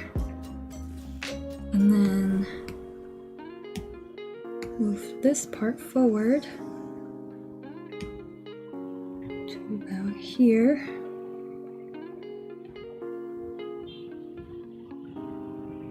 Okay, I think that's better. Yeah, I like that placement a lot better. Sometimes you don't know until you zoom out quite a bit.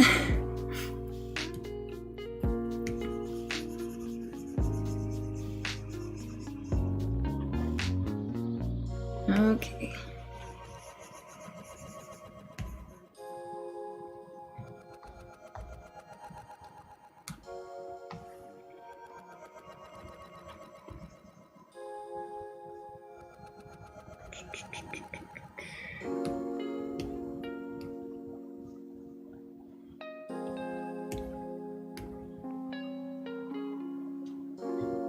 I think today has been kind of a low energy sort of day. Probably because it's like a bit rainy outside. But yeah, sorry I'm not the most talkative today. It's also like usually I talk about my work, but as I was saying, I was sick, and I also did a lot of like businessy stuff that isn't really fun to talk about. Okay, now that's Flick. That's way better. His eye was way too high up before. Okay, so we got about like 20 minutes left, and let me see. I think I made his head too small, but now I'm kind of tired of resizing him, so.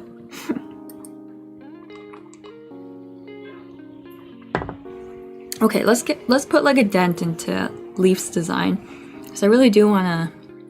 I do really want to finalize his final look. So, gosh, look, he's so like messed up looking, but he's still so cute. Okay, I'm going to make him a little bit bigger.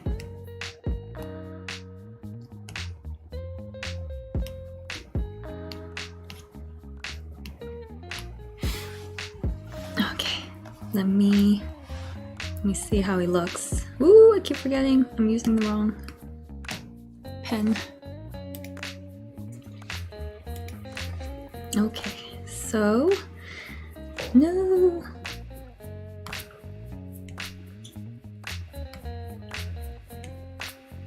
Nope, I keep doing the wrong thing. Sorry. Okay, so I don't like this. Don't like the outline of his head very much. We gotta do Leaf right, because he's my favorite, and he's gonna look really wonky if he doesn't look right. Oh, why does it keep, See, I wear this, like, glove to prevent the iPad from recognizing the wrong pressure points, but for some reason it just keeps, like, undoing stuff. I don't know if it's, like, a screen sensitivity thing. But if anyone has any tips for that, let me know, because it's annoying as hell to like have it undo and then start drawing, because then you can't control Z out of that.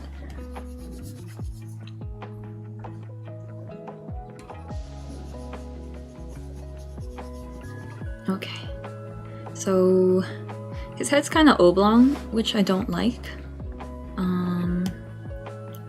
So I'm actually just gonna erase this whole head outline.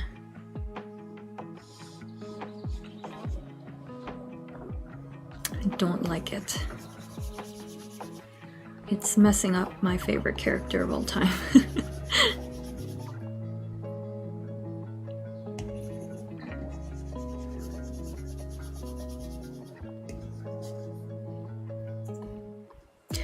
Look at his silly face. Okay,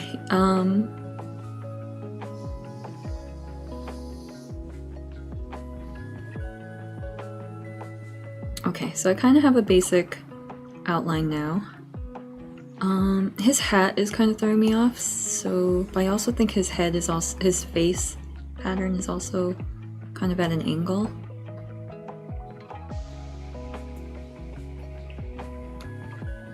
Okay, I think that's better. And then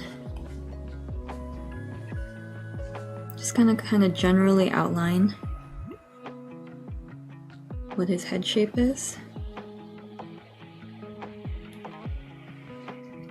I think the mistake I made with the last one was that I went too hard on the outline of it early on when I didn't even get... That's why you should always like kind of check your composition before you do line work, I think. Because the proportions of his face were off, but by then I'd already done like such a dark outline for where his face should go that it kind of looked wrong.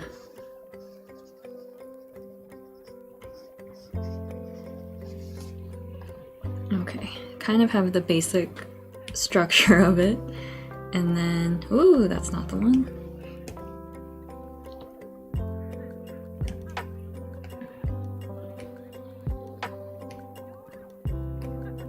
Okay, there we go. That's kind of the face proportion I wanted.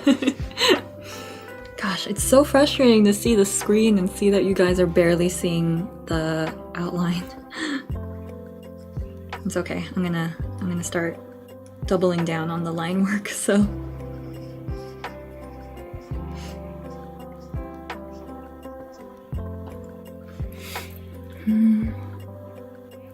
Ooh, it is still rainy outside. It's probably gonna rain all day.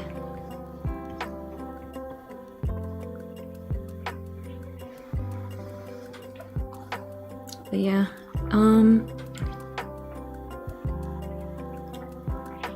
pretty excited for this season because I'm seeing a lot of great artwork, but also things are kind of coming together nicely, which has been really great. This is also the month where I can finally, I finally saved up enough money and budgeted myself accordingly that I can purchase a new computer, which, gosh, I don't even...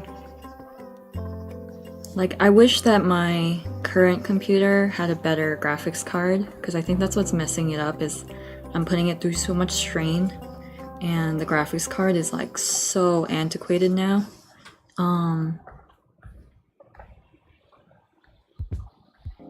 And I really need to update it so that the graphics card, the RAM, and all that can manage this sort of strain.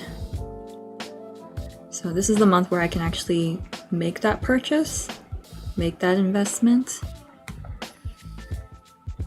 10 years, almost 10 years. I think it's been like 9.5, going on 8.5, going on 9, is like a good lifespan for a computer, right?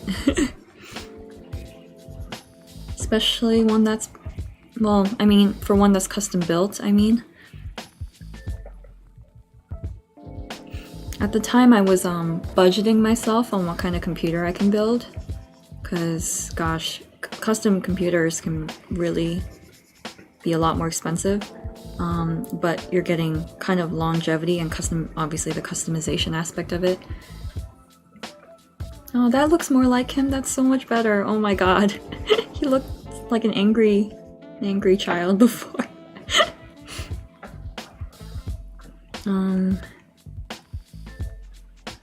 So yeah, this is the month where I can finally make that investment and like actually start going hard on video editing and all of that, which I'm pretty excited to do. It's been nice to have a break, but like what you can do during the break is like generate all these ideas and kind of plan ahead, which is nice.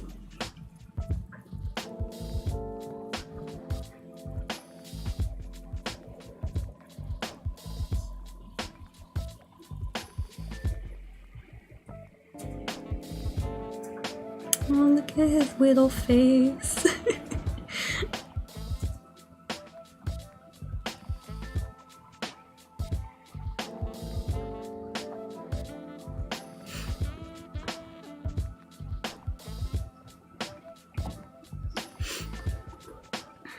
So we're finally finishing up Leaf. Still got 10 minutes ahead of schedule.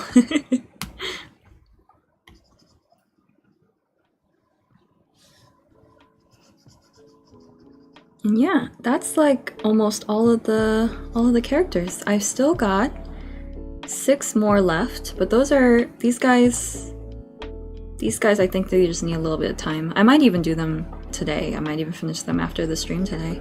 No, scrap that. I need to work on Medusa. Never mind.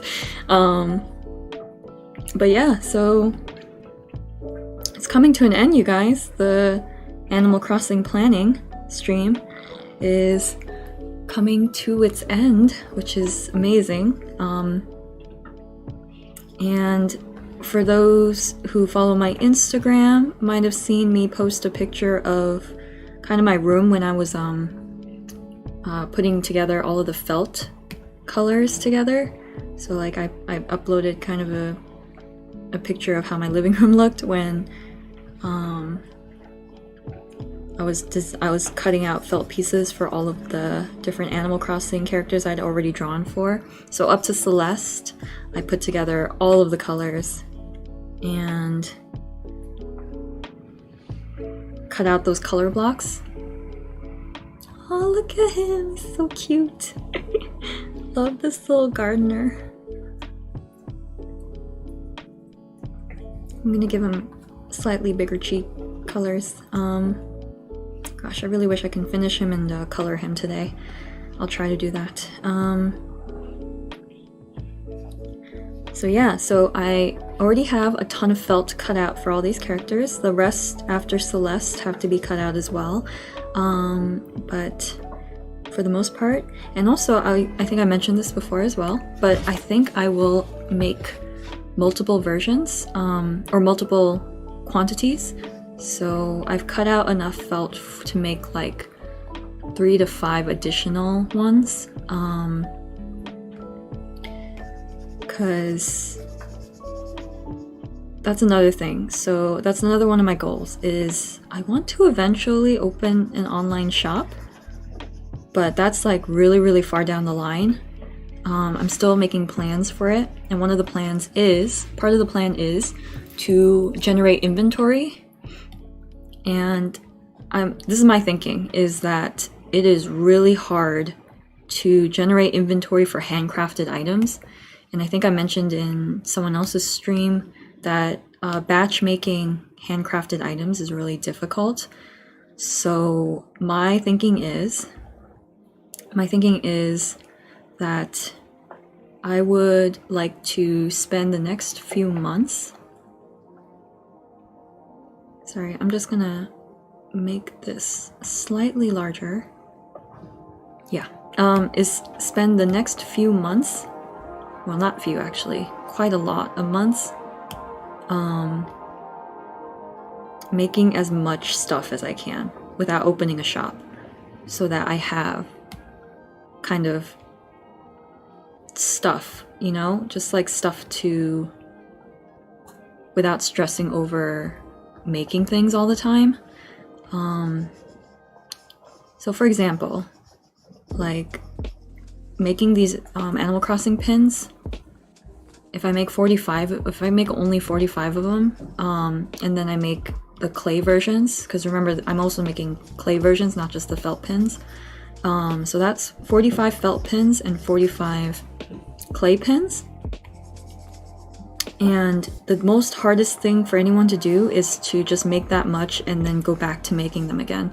So while I still have the felt, while I still have the ideas already in my head, I'd rather just make a whole bunch of them. So I for instance, for more popular characters, I have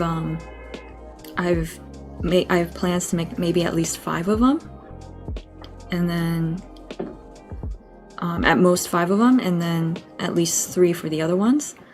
So if I'm making 45 clay and 45 felt, that's already 90 pieces right there. And if I make 3 of each of those at least, that's 90 times 3, which is 270. That's around 270 items I can just make all in one go. And it sounds really stressful, and it probably is going to be pretty stressful, but I'd rather make kind of a bulk amount of items first. These are just pins. I'm not even including the ideas I have for like earrings and stuff. Then that'll give me kind of leeway to pursue other projects, generate other ideas, kind of do like research and development on my end. And also for doll making, because doll making is the part that takes the most time. So if I can make the smaller items all in one go and make quite a lot of them, then that might sustain me for a little while, until I have plans of opening my shop, of opening a shop. And that is something that I kind of want to feel for as time progresses, because I don't even know. I've had good responses, but at the end of the day, a lot of people who like your art aren't necessarily become buyers of your art. So I don't want to, I don't know, get like overly excited about making stuff and then financially put myself in like a hole, kind of.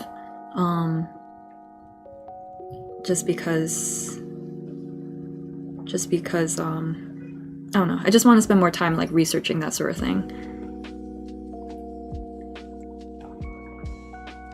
And also that's kind of like the person I am as well. I spend a lot of time planning things, and so that delays projects, but it just makes me feel more comfortable. I have a lot of ideas that I want to implement before that sort of thing happens, where like I commit to a shop. And I also think like shop stuff requires you to have so much physical inventory. If you have a good shop, then that's different. You can just like open your shop and let it run, because you don't ever have to ship out anything, you don't ever have to manufacture anything. But like with a physical item shop, especially with a handcrafted item shop, I think I just need to put a lot more like safeguards in place and get an idea of it first and get a feel for my work ethic first before I can commit to that sort of thing. Same thing with a Patreon. I think I've been getting a lot of good advice on Patreon, and it's true that I can open a Patreon whenever I want, but I also am hesitant to overcommit to anything, and I also want my Patreon to start off on a good footing, because it's really hard to lose your track if you get overwhelmed and stuff. So I kind of want to make sure I meet those metrics before I commit to it. So I don't know if this is making any sense to anyone. It's making sense to me, but that's the kind of person I work as. So.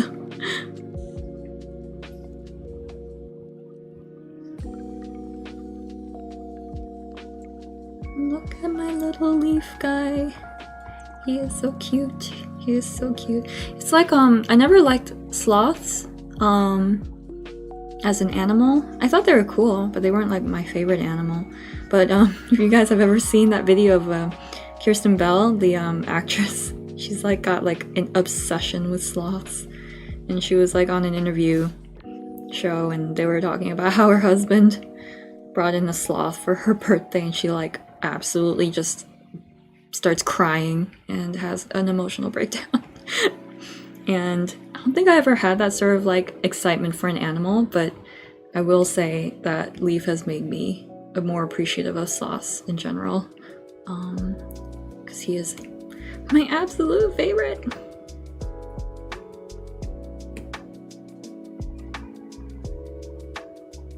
Did I make his mouth like way too big?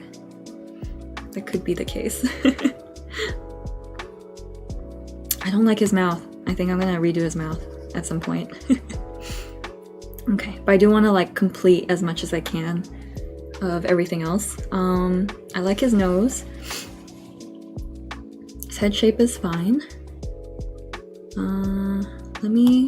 Got a few more minutes left. Oh, now it's 2 hours. So it's been 2 hours. I'm just gonna do his hat real quick, and then I'm gonna take a quick break so that I can use the bathroom before we stream for the game.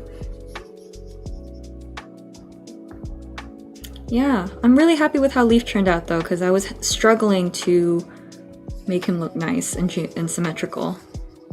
It's his eye pattern. The eye pattern really makes it hard to make it look nice unless you're doing it pretty symmetrical on both sides. So, but the proportions of the eye to the rest of the face pattern is looking pretty good. So I think I will leave him at that, and maybe I will work on this later in the day. So next time I see you guys, I'm hoping these guys will already be done, and I'll show you. Obviously, you guys have been around for the whole stream of making these, so you deserve to see all the characters done. But I think I'm ready to move on to new stuff, and I'm pretty sure you guys are too. So that's Leaf right there. He's not done, obviously. I'm going to move him down here. He's a lot more detailed than the other characters. Okay, so I have these 6 still need to be completed. Nico's pretty much almost done. Ooh. Yeah, Nico's almost pretty much done. Tom Nook and the Nooklings won't take very long. I just need to finalize an idea that makes them look cute in my head. And then the last 2 that are really left are Katrina and Gulliver. So these 6 need to be done. Wilbur is almost done. He just needs his headset completed, so he's also almost complete, and then just colored in the same as Orville, so that's not really hard. And then Leaf is like 90% there, and I just need to color him afterwards, so he's almost done as well.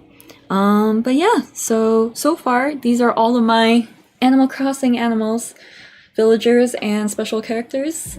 A lot of them are done. And yeah, so up to Celeste, I have all of the felt cutouts, and after Celeste, I still need to cut out the felt for these guys. But otherwise, we are on our way to finishing all 45, which is amazing. And then you see I chose like a really huge canvas. That's because I also want to do other characters someday, so maybe in the future I'll have another 45 or 50 more characters that I want to do. But that's a very ambitious plan, and that's later down the line, because I'm kind of burnt out from doing these guys, so many of these guys. So yeah, so I think, yeah, these guys are all done for today, and if you guys want to stick around, I'm going to play Graveyard Keeper, which is a video game similar to kind of Stardew, where you manage a cemetery and you go dungeon crawling and do these missions. So I'm just going to take a quick break. And then we're going to switch over to gaming, if that's okay with you guys. All right, I'll be right back.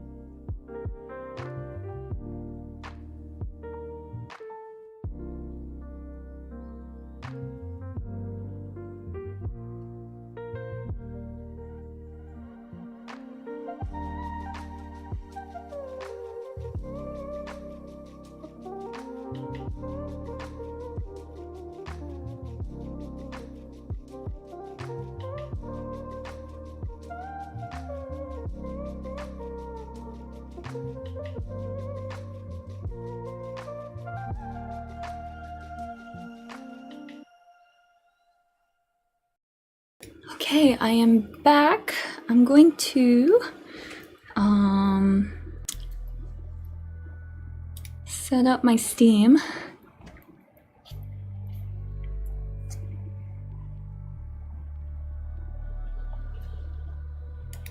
Okay. All right, so the only thing that I dislike about gaming is that I have to wear my gaming headphones, and it's gonna cover up some of my earrings.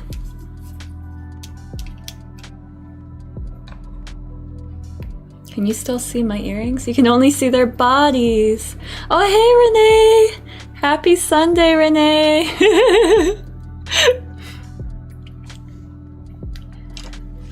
Yeah, happy Sunday. Gosh, for a second I forgot today was Sunday. I don't know why, I stream only on Sundays. Next week is a holiday for, it's a federal holiday, so I get Monday off, thankfully. Let's see. Hey Renee, so, anyone just joining? Like Renee. I just finished up my art part of the stream. Yeah, gamer mode activated. So I was just saying that my gaming headset covers my earrings, unfortunately. So as you can see, I'm wearing my skeleton, my full skeleton earrings. I'm gonna wear them every stream on Sunday, and they're just like the epitome of my feelings for Halloween. So I'm gonna wear them in this season. But my gamer headset, when I wear it, it covers the head, unfortunately, which is kind of creepy looking. That's still kind of cool looking. Okay. Wow, my skin is like so shiny in my in my video. Just like the ring light. My ring light is so bright. It's like washing out my face. But yeah, so I'm playing Graveyard Keeper today. Let me just start up the game. I'm also gonna turn off my music. Okay. Alright. Alright, you guys.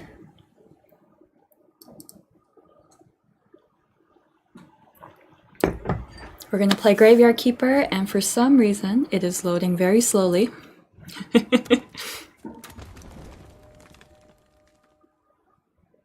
Oh. And let me know if audio-wise you can't hear it, but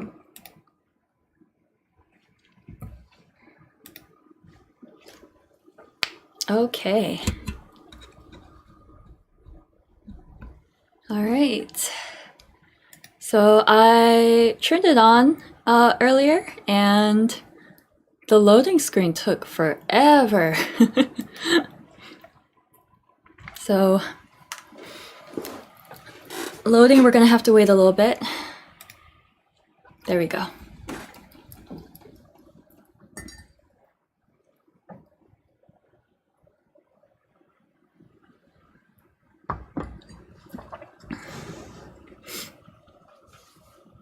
Gosh, I haven't played a game on stream in quite a while. I hope it goes smoothly for you guys. Let me know if it doesn't. I'm just gonna turn the audio down for myself. But yeah, this is a Graveyard Keeper. Look, the title is Breaking Dead. And they've got all these other, I think they're DLCs.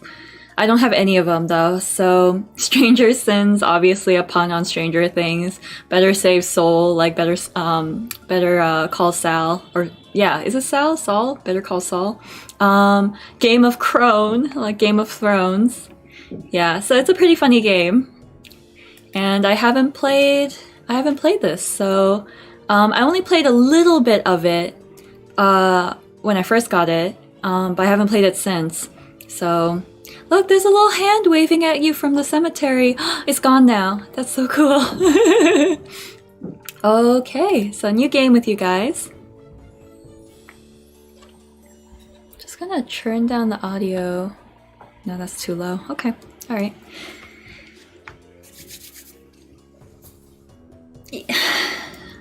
Getting my stretches in.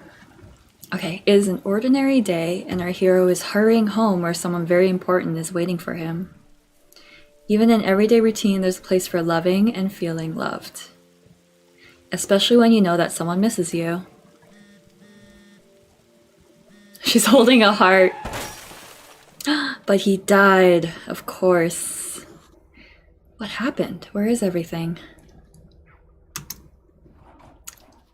Calm down. Calm down, you just died. You've merely turned a page in your life. A whole new chapter awaits you ahead. Well, that sucks. But I need to go home. Can I go home? Yeah, what about your loving wife? There is always a way to get home. Oh, so he's not actually dead. He's just teleported.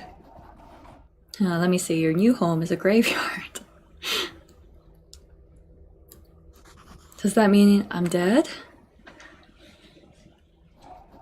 It means you're a graveyard keeper now. Haven't you? Did you not read the title to your game? I need to go home to my love.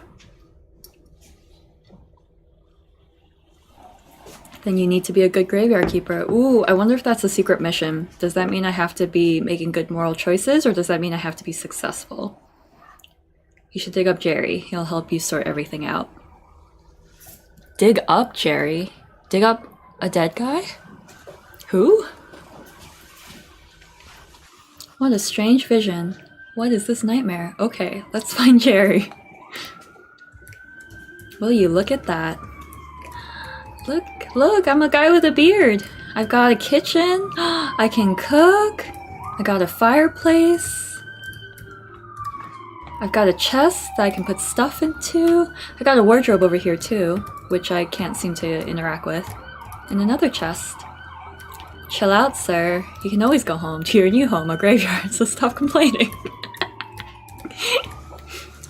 Looks like a good place to work on making my home cozy. Then maybe I can finally stop dreaming about this skull. What? You've been dreaming about a skull? Okay, do I want to enter? Oh, it's closed for now. It won't let me. Alright, we're getting out of here.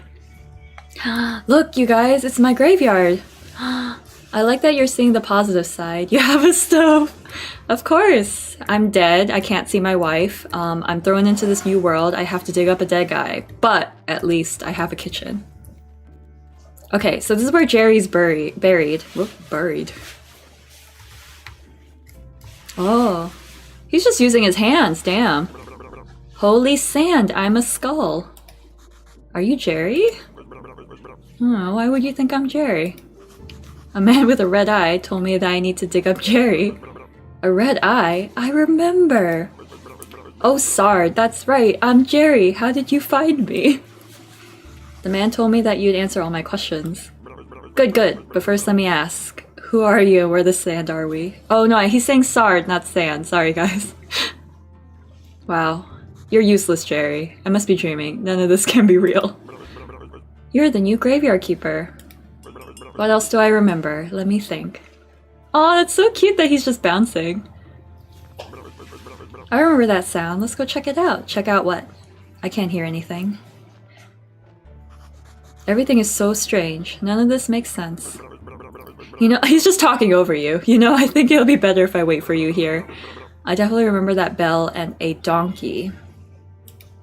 Something is very wrong with that animal. He could be... The donkey could be dangerous? Alright. Oh, there's a body in there. E. Donkeys of the world unite. What? You've unlocked a new tech and got... This is a blueprint? I've got a fresh corpse from the town. Wow, a talking donkey! Donkey's unimpressed. You can understand me. Oh, are you not able to understand him? Let's talk! Who are you? I'm cheap labor. This car isn't mine, so I have to work for the capitalist bastard who owns it. And I only earn 5 carats a day. Ah, poor wages. This situation is deeply humiliating. You know where I'm coming from, right, comrade?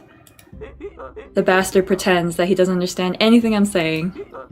Anyway, I need to go back to town. You get rid of this one and I'll bring you a new one. What a strange land this is. This guy's coping pretty well. Oh, so he took the body. Oh, here comes Jerry. That donkey's working hard. Hey, what are you staring at? Grab that juicy corpse while it's still fresh. Juicy? What for? I feel like we should take it to the morgue. I don't exactly remember why. But I'm pretty sure it'll be fun and might be profitable. It'll be fun taking care of bodies to the morgue. Oh, I'm going to puke. Let's do it. Okay, use E to pick up and drop large items. Oh, that's why I'm like a big brolic man, because I gotta take these bodies into the morgue. I'm choosing to believe this graveyard is in the... Oh yeah, Resident Evil Village world. Sard, I like this home. Put the body on the autopsy table. Then, what's next? Slice some flesh. That should be good for starters. What? No way! This isn't right. Sure, it's not right. How could I forget? Maybe because I'm a talking skull with amnesia. Is it right that you don't know where you are? Is it right that I'm a skull? Nothing is right. Oh, Jerry has no moral quandaries. So shut the Sard up and do what I tell you. You promise you'll tell me how to get home? You just need to trade the meat in the village tavern for a beer. What? Talking skulls never lie, and then bring the beer to me. He wants beer. He wants you to cut up bodies and sell the meat, the human flesh, to bring him beer. Okay, preparation place, palette, extract flesh. Okay. Ooh, autopsy. Oh, so I can take the body. So it's got little skulls. I think it's supposed to show you how much the body's deteriorated. Extract the flesh. Sure, why not? Oh, look at our guy working hard. Oh my god, you can make food out of them, out of the meat. This is kind of messed up. That's disgusting. You'll get used to it. Jerry's very pragmatic. So what should I do with the corpse? I don't know, let's bury it. Take the corpse, I'll wait for you in the graveyard. Oh, he could just disapparate. Take the body. Oh wow, so I just bring them in here to harvest the flesh. Oops, sorry. Oh, it's all foggy and creepy now. That's pretty cool. Oh, this is the graveyard section of the graveyard. This man transitioned very easily from being someone with an iPhone to collecting and cooking and collecting flesh. Yeah, as I was saying, this guy's adapting pretty well. Let's bury it. Okay, use the blueprint desk at the graveyard. Mark a site for the grave, then dig it with your shovel. Carefully put the body, or what remains of it, in the grave. Bury and decorate it. Warning, do not use goat skulls and upside down stars for decoration. Are those satanic symbols?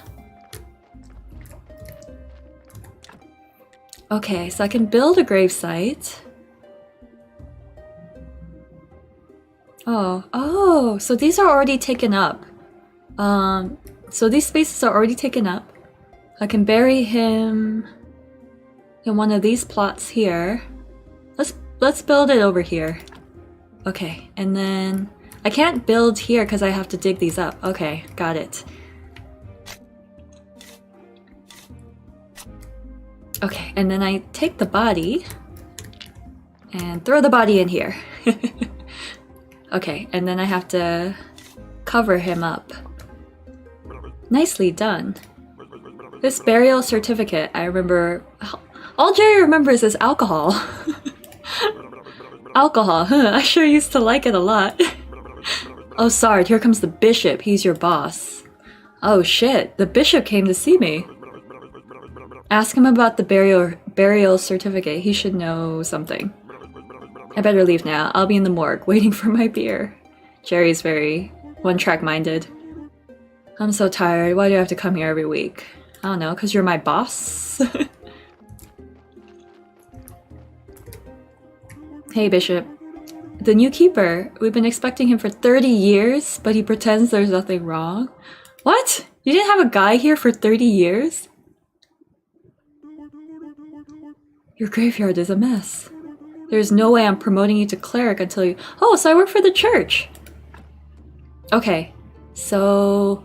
Current location name, important location information, the graveyard quality, as well as the church appeal. Okay, so I work for the church. I have mixed feelings about that. Repair the graves to increase the graveyard's overall quality. You'll probably need resources to do that. Oh, of course. I can create a wooden marker. As soon as your graveyard quality is at least 5, I'll be pleased to promote you. Sounds like a lot of work. You look like a spiritual leader, and I'm a good judge of character. Haha. Ha ha ha. I'm good at everything. That's why I was chosen, to represent his will. Ha ha ha. This guy laughs a lot for someone who isn't really funny. Your predecessor used to keep his stuff in a trunk somewhere. You should check it. I'll come by again next week. In fact, I come by here. Oh yeah, that's right. So these are little markers indicating the day of the week it is. Maybe I'm not dreaming. Did I eat something? He's waiting. What should I say? Why is it you come here? It's part of my duty, the unpleasant part. It's kind of an old tradition. I don't know much about all the traditions and rituals. Aren't you a bishop? I'm just here to represent his might and glory. Haha. Stop laughing, man. What is this burial certificate? As soon as a body has been laid to rest, you can trade its burial certificate for money at the village tavern. Oh, so I have to go to the tavern to do that? Oh, he's got choices now. I'm not the keeper. I was going home from work. How can I fix the graveyard? Okay, how can I fix the graveyard? Repair the graves. Okay, I already know that. About the certificate, can you tell me more about the... It's payment for laying our brethren to rest. It's all part of an ancient contract between the town and the village. As soon as a body has been laid to rest, you can trade its burial certificate for money. Oh god, this seems too complicated to be a dream. About the town. The town is the heart of our glorious land. The palace, the cathedral, everything is... The palace is there? There's monarchy in this? You should see it for yourself, but not in those clothes. That would be rather funny. Wow. How can I get to the town? It's not far from the village, just head south from the tavern. Okay. And where is this village? Go east from the graveyard gate along the old stone road. Okay. No more questions. I don't think he's going to respond well to me saying I'm not a keeper. I can craft new repair kits. Oh gosh, there's so much tutorializing. To craft new items, you'll need to unlock the relevant technology. This costs tech points. Red points represent handcrafting skills, green points represent your knowledge about the nature of things, and blue points represent your spiritual knowledge of the immaterial world. You earn points simply by doing anything. Also, you can get points by studying new items. Okay, so it's kind of like the research part of the game.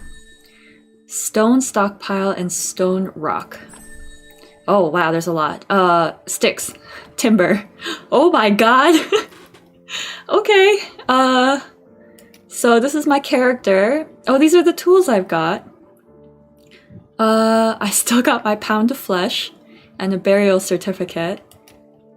Technologies, wow, there's a lot to learn, you guys. These are the people I know. And I know the donkey. Oh, look at this map. This map's really cool. It's covered up with clouds, the rest of the land that I haven't explored. Okay, that's really cool. Okay, so I'm gonna do my own thing now.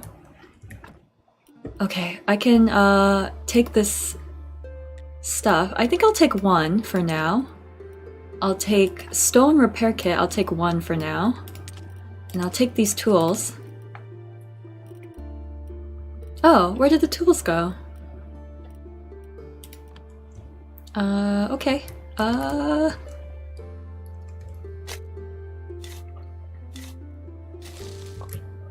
Okay, so I can get rid of these bushes.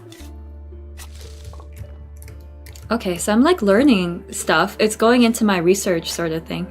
Oh, so if you look up here, it tells you what time of day it is, and also like these markers tell you what day of the week it is. So right now the bishop's here, so he's on this day where it's like this little like purple sun. And I'm guessing it'll go in clockwise.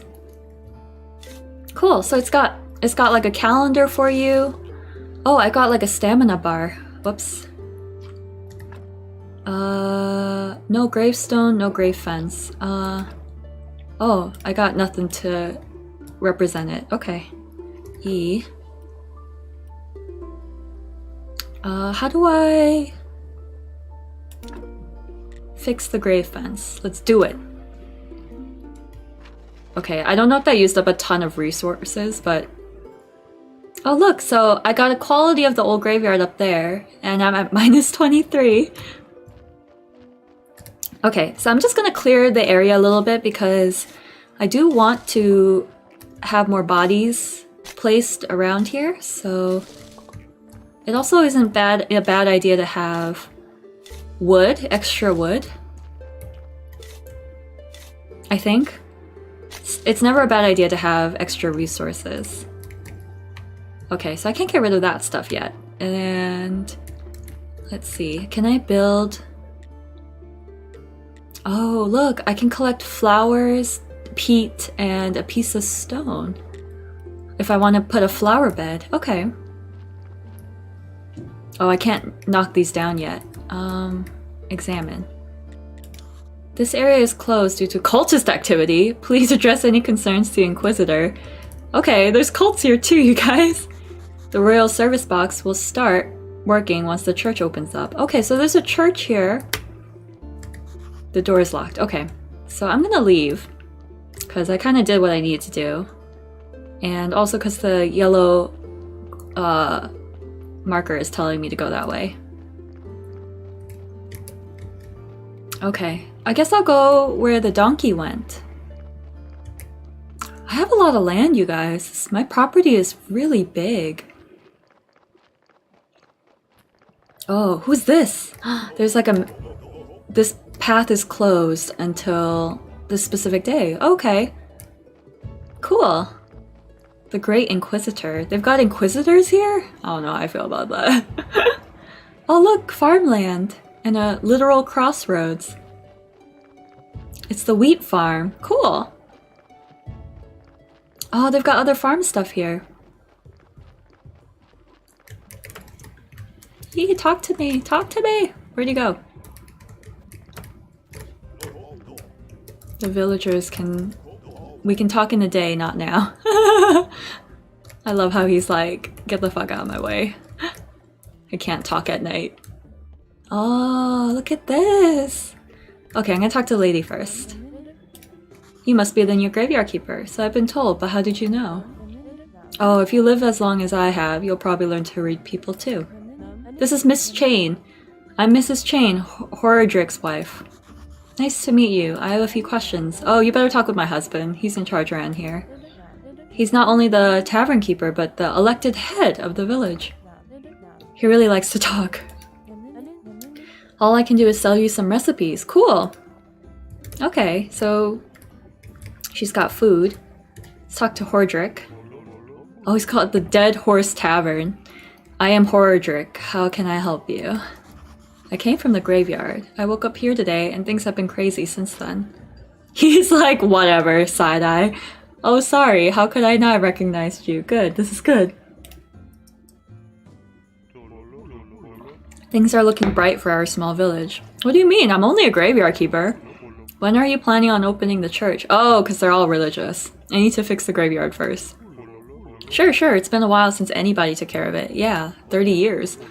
Let's get down to business, shall we? How can I help you? Ooh. Yes, burial certificate. Give me money. Bishop told me you can buy these burial certificates. He's right. As the head of the village, according to the ancient contract, I have to trade it for money. Of course, only if I have any money. What do you mean? We're going through some hard times. We're short on money. I love how they just say money and they don't say like dollar bills. As soon as you open the church, pilgrims will bring lots of shiny coins to the village. Oh my god, the graveyard is a tourist attraction? How can I get a town pass? It's rather complicated. He looks shifty as fuck. Okay, I have to talk to the Inquisitor or you can purchase citizenship. Let me think. You know, there is one villager who could help you. Miss Charm. Maybe she can help you. Okay. Oh gosh, should I sell him that meat? That human meat? Okay, let's do it. Oh shit. He wants the royal meat stamp. There was an accident with inappropriate meat. Ever since all meat must be approved by royal authority. Damn it! And I don't need any trouble with the town. Does your meat have a stamp? Oh shit, I can get a stamp though and sell human meat. No. I don't even want to know where you can get unauthorized meat, but wow, it really looks good. But without a stamp, my hands are tied. I really want this human flesh you're selling, but it needs to be stamped by the right people. You can send a form to the royal court through the mailbox near your church, but it'll cost you a bundle. Of course. Only rich people flourish in this town. There's another way. I'll tell you because we're neighbors. Come closer. Ooh, an illegal way. There's this guy called Snake. I think he has a fake stamp. Wow, this guy's really helping out. But to be honest, I haven't seen him for a while. Okay, Snake. Remember that guy. You can ask Miss Charm. She comes here every... whatever that symbol is. I bet she can help you find Snake. Thanks. Yeah, sure. Trust a man named Snake. Can I trade things? Oh, letter to our blacksmith. Where can I find him? Southeast corner of our village. Sure, I'll take the... Okay, so... a teleport stone. So I can just teleport places? Cool. Okay, so... Okay, I can get to tier 2 and get more stuff from him. There's also like a bunch of food that he's carrying. Where's the letter though? Okay, I'm gonna sell my burial certificate. Oop. Sure. Let me get some money. Okay, that was cool. Oh, I don't have enough to buy this. I do have enough money to buy foods. I don't want. Do I want to buy food right now? Okay, letter for the blacksmith is there. What's like a cheap food I can get? Ooh, grape pie. That looks delicious. Oh man, I can get beer for Jerry. Yeah, let me get some beer for Jerry. And do I get food for myself? Onion rings, bread. Onion rings are cheap. Let me get like 2 of those. Okay. Okay. Alright, so... Alright. Bring the letter to the blacksmith. Oh, I can't talk to this guy.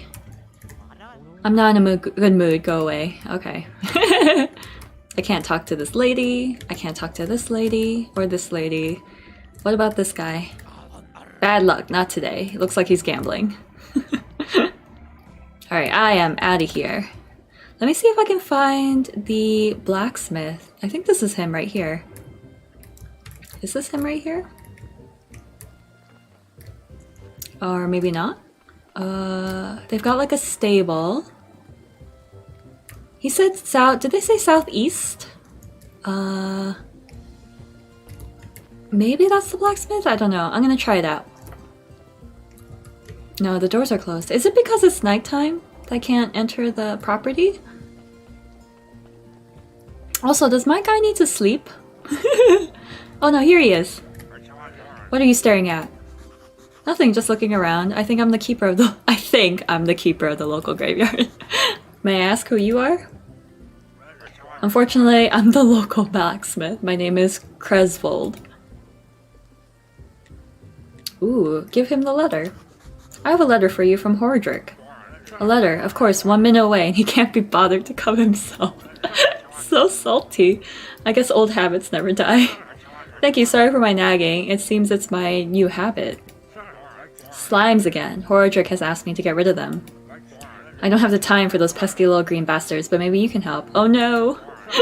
Take this rusty sword and an energy potion. The sword is broken, but you can repair it with a whetstone on the grinder right behind me. Oh, okay.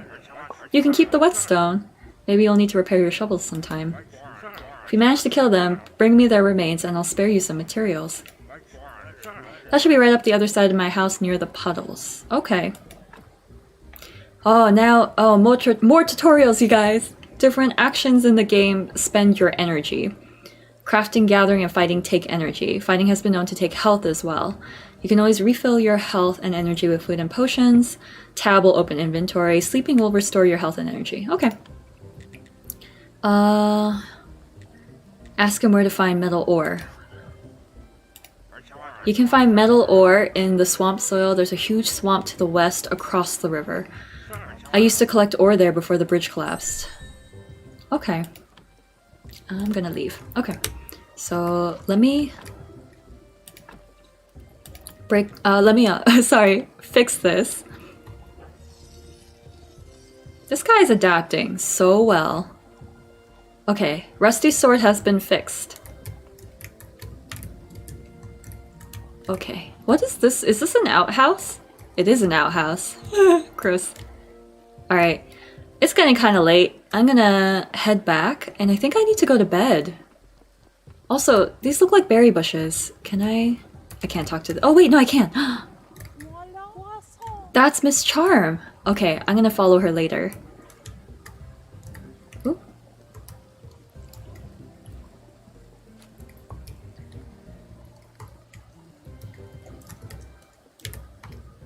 Why can't I?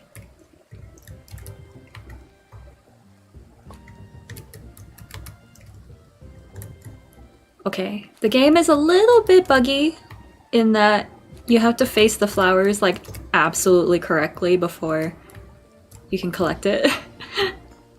Alright, I'm gonna go talk to Charm while I'm here. Ooh, there she is. Oh, is she singing?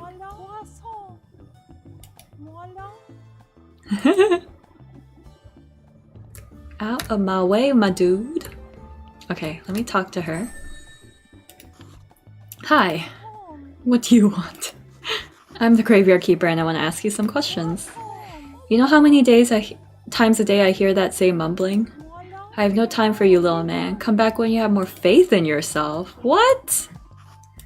But, ciao. Shit, damn. What a cold shoulder. Can I have a moment? This other guy wants to talk to me though. What did Miss Charm tell you? Literally to go away. Always so classy. She would never talk to just anyone. I'm not just anyone. I'm the local graveyard keeper. Soon to be prior of the local church. How primitive. I'm a well-known poet in certain small circles. My name is Wagner.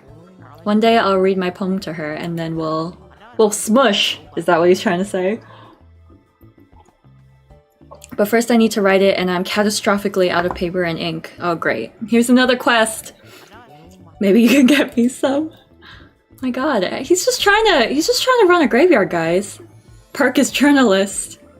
You notice little things about people, put these things together and you have a story. Sometimes you can get stories from dialogues. Okay, ask him where to find it. You may have some of it in your church or you can make it. I'm just not used to manual labor. But a skillful man such as you can surely do it easily. You can get some from the old astrologer. He used to go to the lighthouse every moon. He was my supplier before we had this ridiculous fight. Why did you fight with the astrologer? He's old and mad, whereas I've been studying for almost 3 years. Can you believe he turned out to be an idiot? He told me that the earth is round. What nonsense. Oh no! I like this astrologer. Actually, it is round. Oh god, you should definitely meet him. The mad astrologer and the graveyard keeper, two wise men. That could make for a pretty funny poem. He must be the smartest man around. Maybe he'll help me get back home. Okay, ask about the lighthouse. Sorry you guys, I'm almost done with this dialogue. It's on the cliff to the east of the village. It hasn't been seen in active use for a while. Bless the dead horse for staying open. One day I'll write a poem about this place. Maybe even a couple lines about you. Wow, I'm leaving. I am out of here. Okay. Alright, I'm gonna head back. I'm gonna head back and see Jerry. Ooh, I can walk through the wheat fields. That's pretty cool. It's a lot of stuff. There's so much exploration you can do. I'm gonna collect some more flowers along the way, because I think I can use them to decorate the grave sites.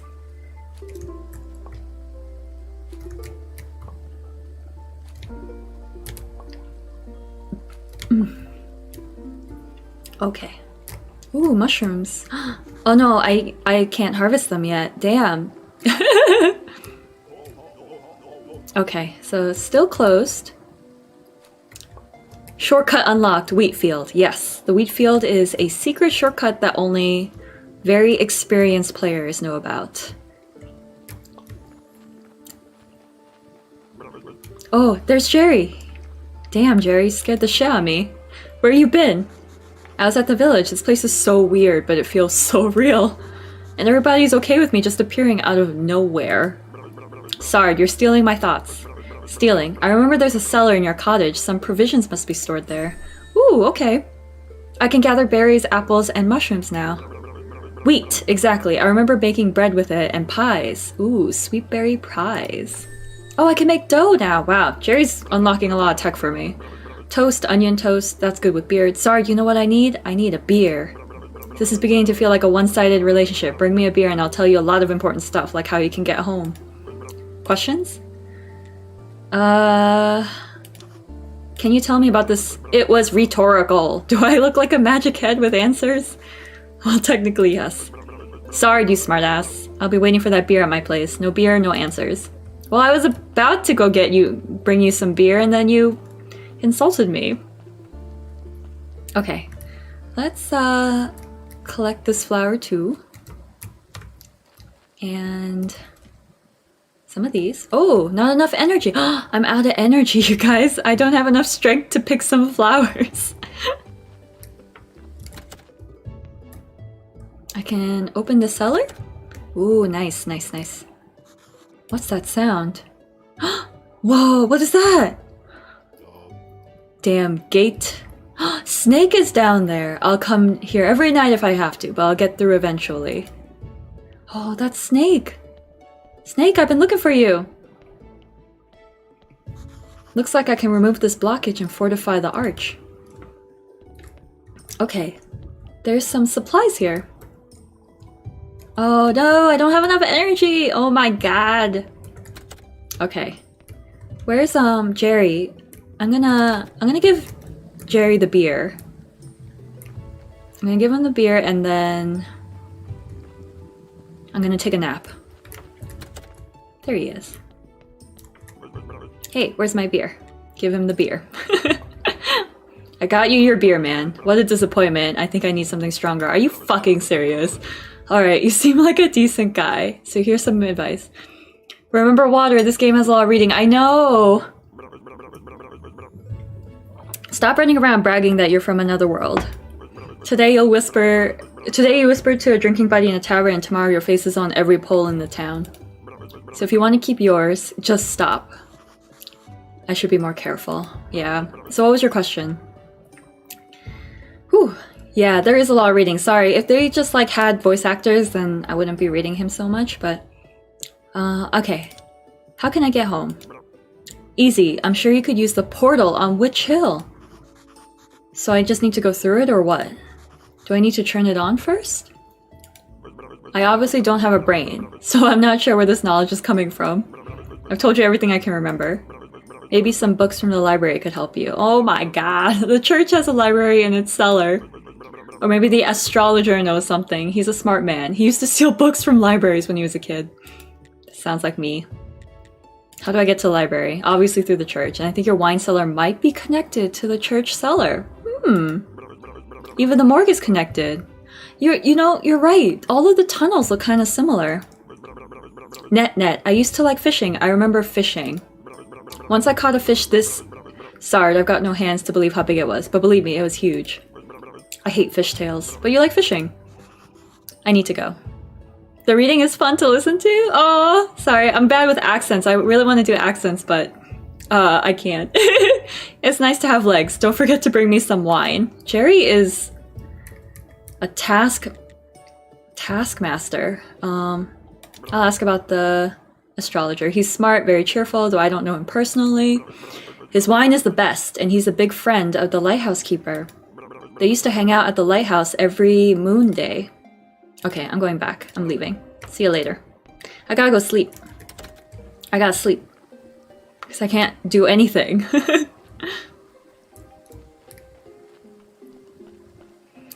Yeah, there's a lot of dialogue, I think, in the beginning, because I'm playing for the first time. Oh, sleeping saves your progress, like Stardew Valley. I'm so refreshed. What the fuck? This is good, this is not good. Not good at all. There's a ghost here! Who do you think you are? I'm the new Graveyard Keeper. Hooray, a Kipper! I've been here for... how long? I'm Yorick. What? I'm so lonely, poor me. It's too bad you're here. What?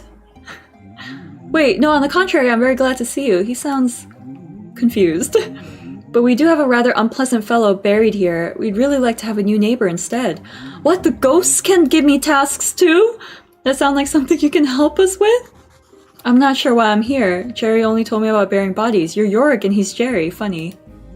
Ah, the half-dead skull, that jealous bastard. He can only dream of what a peaceful rest we're having. Why you look so depressed, man? Who am I kidding? It's terrible here. Especially that guy down in the lower right corner grave. He's so mean. Could you just get rid of him, dig him up, and throw him in the river? Wow! I can give you this license that I stole back when I was alive. What license? Exhumation permission. You're such a dummy. To dig up a corpse, you need a license. The old keeper used to buy them near the through the mailbox near the church. You guys, there's ghosts in this! The ghosts can talk to me! The ghosts are giving me tasks and shit.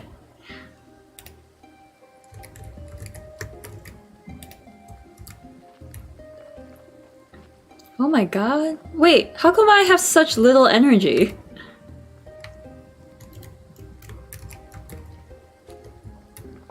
Okay. The lower right. I think it's this unmarked grave over there. Ah! Okay.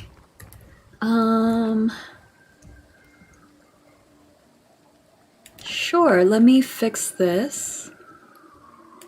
Casper mode activated. Okay, can I exhume this body? Sure. Okay. Oh no, I'm not gonna have enough energy. Damn it! Damn it, guys! How come he's got so little energy? I thought I went to sleep. Do I have to sleep some more? I guess the only importance about time management is that certain days, certain people are in certain places. So I need to be there when... I need to be there on at those locations on those days specifically. Oh, you can see his energy go up. Oh, never mind. Okay, I thought I could just wake up whenever. Does he need food? I don't think so. At the moment, he doesn't have like a health bar or a hunger bar. I think he has a health bar when... I'm so refreshed. I think he has a health bar when he's battling. But, oh, waking up in the middle of the night to do some creepy graveyard stuff. Okay, I think I need to go to the blueprint table and develop some new stuff. So I think this beginning is going to be a little boring for you guys, just because... Okay, so I need a piece of stone, I need peat, but I've got tons of flowers, so... Okay, I think I'm going to try and exhume this body and throw it in the river.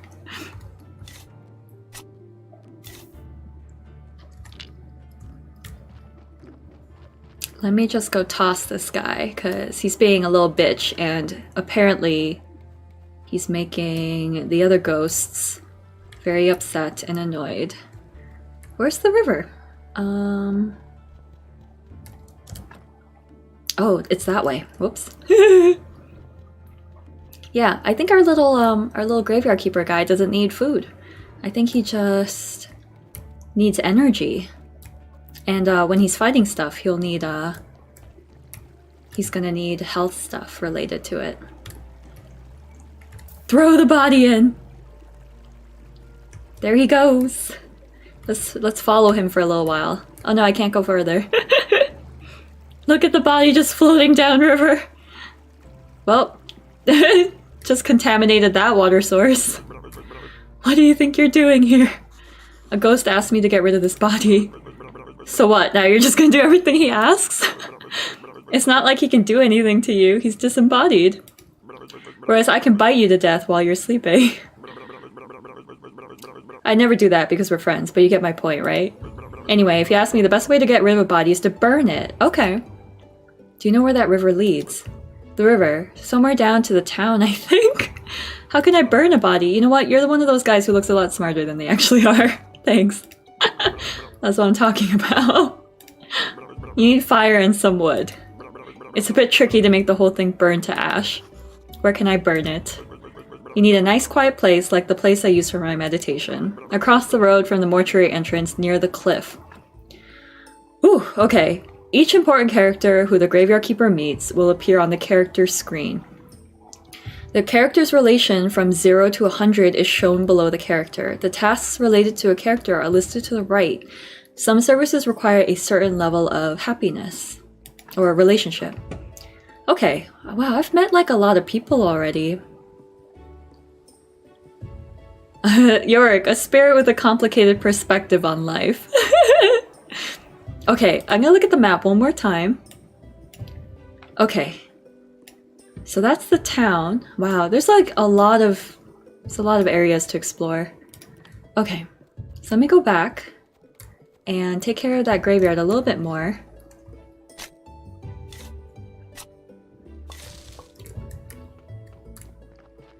Okay. Can I build? No. So far this is an unmarked grave.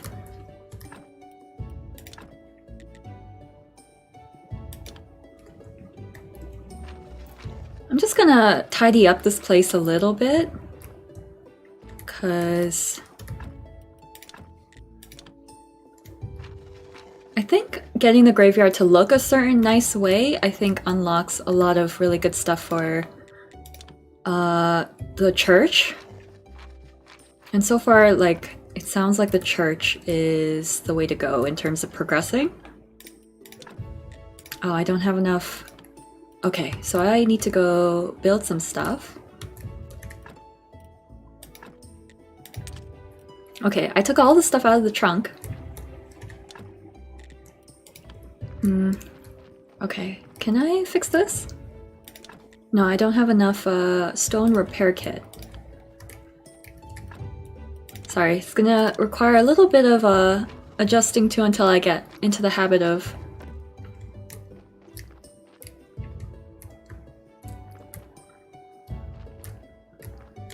Can I make a wooden cross? Oh, damn, it's expensive. Okay. Can I get rid of this stuff?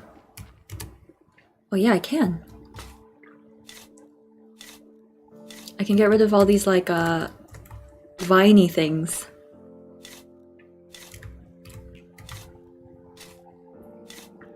And it's like upping my understanding of nature, which is cool.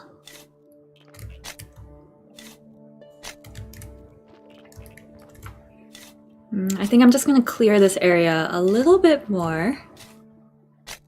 Is this doing anything for the quality of my graveyard? It doesn't seem to be. There's a lot of lore in this. This is a lot of like... I need to do a lot of exploration. I think I'm just gonna stick to this area for a little bit and the village until I get an idea of how to build stuff. Looks like I can't chop down trees just yet.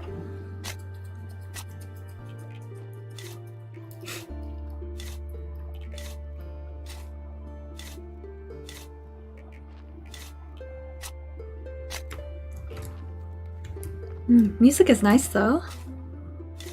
I think I have to fix the fence in some parts, but I have a feeling it's going to require resources that I don't have at the moment. So I'm just going to bounce. Gonna get out of here. I'm gonna check out the morgue. I have a feeling...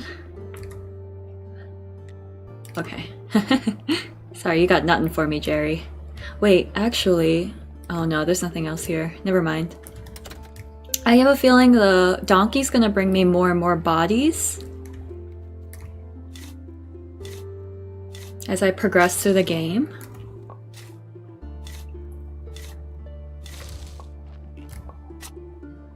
Oh, not enough energy again! You're killing me! Oh, so these are all different blueprints for the, place for stones. Okay. Renee, your obsession with these protagonists getting new wives is hilarious. First Ethan and now the Graveyard Keeper. Use a blueprint desk to access the building interface and start building or removing an object in the area. Some objects will be built immediately. Some of them will need a little extra work with your hammer. Okay. Oh wow, look at all this stuff. Look at all this stuff I can build. That's a lot of stuff. Okay, maybe I can... Oh, cool. Called you out, sorry. Oh shit, he's out of energy. Damn it. Damn it. Okay, I'm gonna go back to sleep.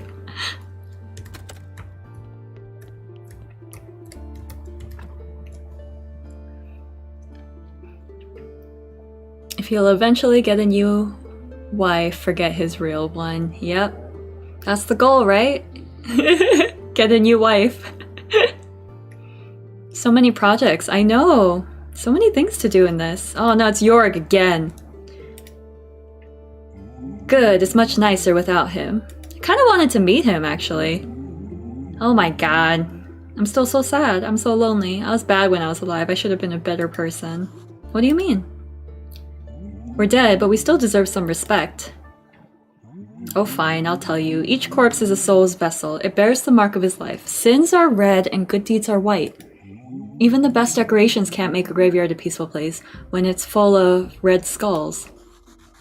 I'm not sure I understand. I'm sure you don't. You better take good care of the graveyard. I'll be watching you. Jorg, I just did you a major favor. I can't do anything. I'm so sad. Boo. Oh shit, there's more, you guys. It's never ending.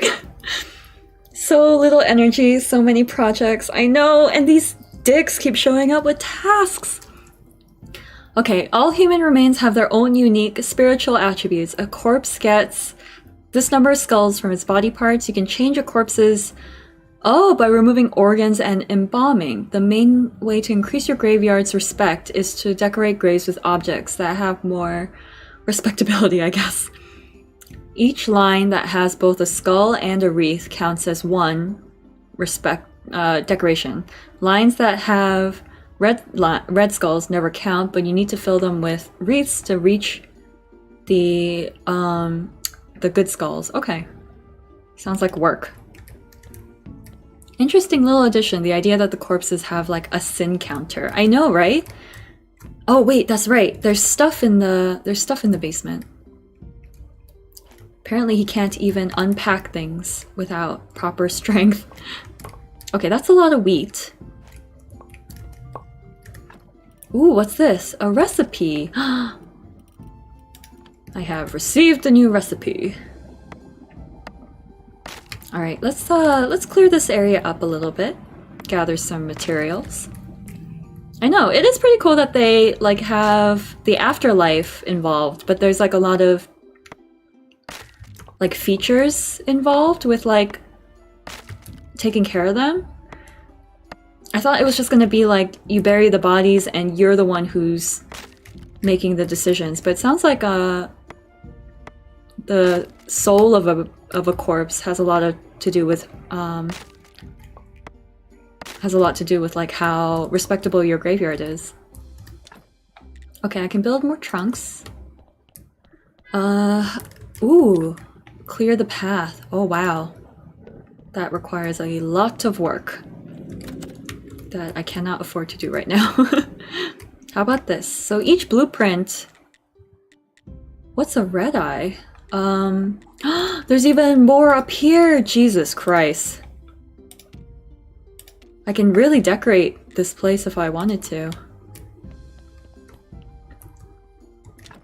Oh, I can cook stuff! I can make dough, but I need water. Okay, so my chest here is getting... My inventory is getting a little bit full. Let me finish this area right here.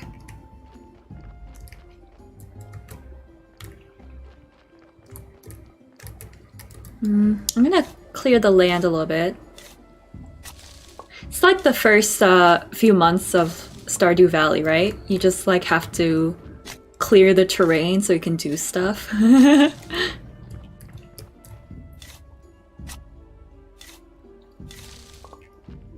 Oh shit! I can get stone! Oh, I know how to get stone now. Okay. Oh, there's like a weird swampy area here.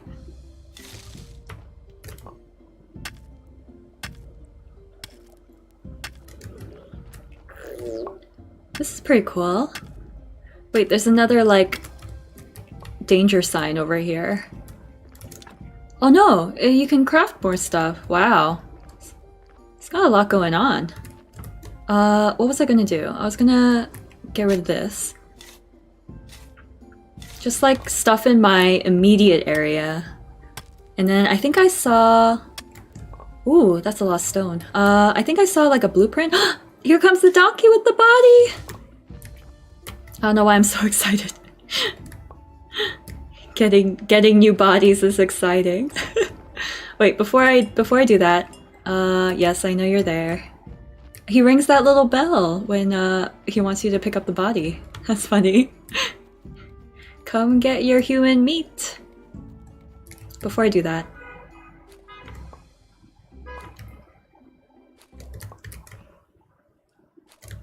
Is this mushrooms? I think they are mushrooms. Yeah, they are mushrooms. Not enough energy? Are you fucking serious? Alright. You guys know the drill. When we get a new body, autopsy it, gather the meat. Oh wait, no I can't because I don't have enough energy! Damn it! Oh, I can repair this. I'm not going to though, because I've got no energy, apparently. Actually, it's perfectly timed because it's nighttime now. Let's go to sleep. Hopefully Yorick doesn't annoy us when we wake up.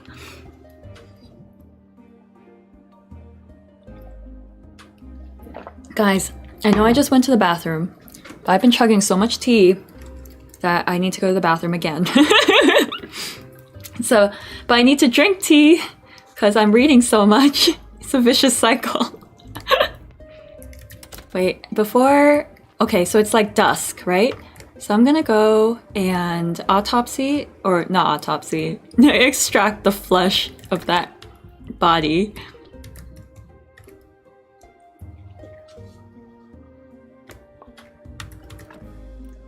Okay, so he's got one red skull and one white skull.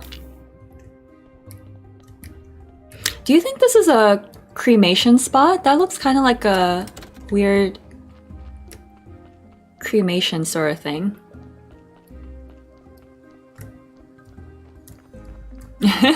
Look at the numbers. I guess it really is just even death. Even death is just numbers in the end. I still need peat. Okay. Alright, I think I'm kind of getting the hang of it. There's definitely a lot going on. I wonder where I can get more stone if I run out of stones in my area, you know? How do I increase the sustainability of my graveyard? I guess I could always, like, if I make money, I can buy stone and resources.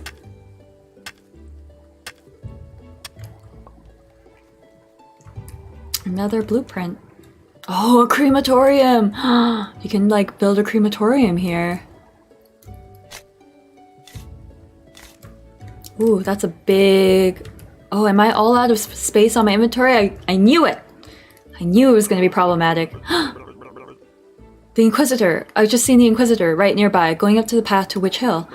He'll kill me, or even worse. Calm down, I'll go distract him.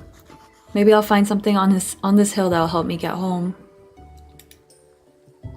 Where is the Inquisitor?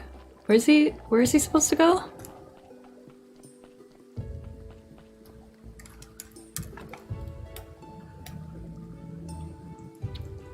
I think it's this way. I think it was that little path that they won't let me go up. Okay, yeah, it is. There he is! Everything is ready, Monsignor. Good. Were there any problems? God, he's got that weird, creepy whisper voice. No, Monseigneur, except there was this strange fella snooping around. Oh, there he is! Halt! Hey, I'm just here to do my job. I live here at the graveyard. Guys, calm down. He calls us guys? Why, he's a cultist for certain! I'm the Graveyard Keeper. I work as the keeper of the local graveyard. You can ask any of the villagers about me. Then you're definitely a new one. I feel that you're telling the truth. What is with this intense boss music? Would you join me at the witch burning ceremony? What? No! Witch burning? Sure, let's see it. It would be my honor. How did you find yourself in such an interesting position? Lie. You know, I wanted to be a graveyard keeper ever since I was a kid. I strongly suggest you avoid bothering people with such silly stories. I am the Great Inquisitor. I protect the one true faith in humankind itself. We're having a tough time in the town. The ship of the dead is already overloaded and there's a new one stuck in the shipyard. Your graveyard is opening again at a suspiciously auspicious time. Suspiciously auspicious. The dark cult is rising. I can feel it. Righteous anger rises with it in my soul. We've burned thousands of witches and heretics for 30 years. Damn, so many innocent lives. It's only the beginning. Fuck you. Burn the witch. Oh no! Light the fire? They're gonna burn this poor lady! Guys, an actual witch burning. Long live the Great Inquisitor. God damn it, guys. So you work with a lot of dead bodies, huh? Yeah, that kind of comes with the job. I think it's part of my job. And you live right beside this hill near their graveyard, that's right? Yes. Interesting, interesting. You know, I need someone to be my friend here at the village. Can I become his friend and then betray him later? A friend of mine is a friend of the Holy Inquisition. I don't trust the villagers. They don't go to church and even refuse to lay in their graves after death. But you're new here. You might know something unusual. Guys, should I be his friend or should I not be his friend? I don't like him. I don't like him. I don't want to be his friend. I'm gonna decline it. I want to see what happens. I'm not interested in that kind of friendship. I see. Well, it's up to you. I just hope you don't become my enemy. You may live now. Return to your... Oh, I think it means leave. Return to your duties. What the hell, guys? The hell is this? Whoa, guys. There's like so much stuff to do. This is where they do their witch burnings. Damn. That was fucked up. That was real fucked up, you guys. I wonder if there's a way to, like, combat the church in this, you know? Do you think so? Do you think I can, like... Do you think I can, fight the church and, like, do my own thing? Can I raise a cult? Another body? Jeez! This village doesn't seem very big.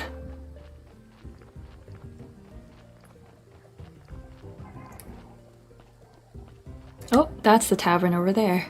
The Dead Horse Tavern. What a name. Alright, I'm gonna sell that,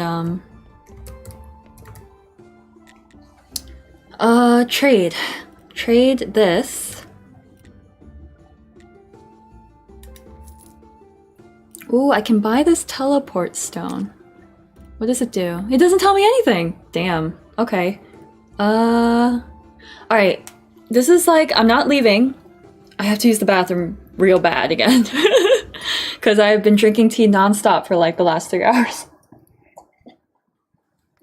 I'm gonna leave it on this screen for just a moment, and I will be right back.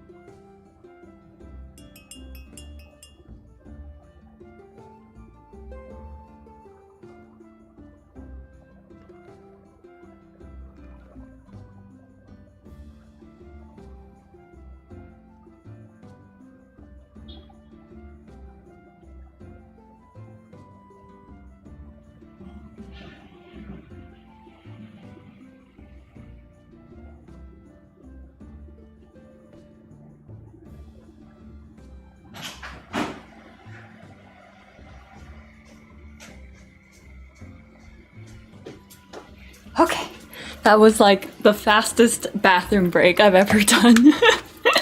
Alright, I'm back. Okay, should I buy this teleport stone? Ooh, a bowl of sauerkraut, a bowl of lentils, pumpkin soup, ooh, very in theme with the season, omelets, fish soup, beet slices. Why are beet slices so expensive? How come they're more expensive than onion rings? Oh, maybe because beets are maybe more rare and harder to grow. Okay. Ooh, I can eventually buy firewood. And then there's other stuff I can buy when I level up. Okay, I think I'm gonna buy this teleport stone. What does it do? It still doesn't tell me.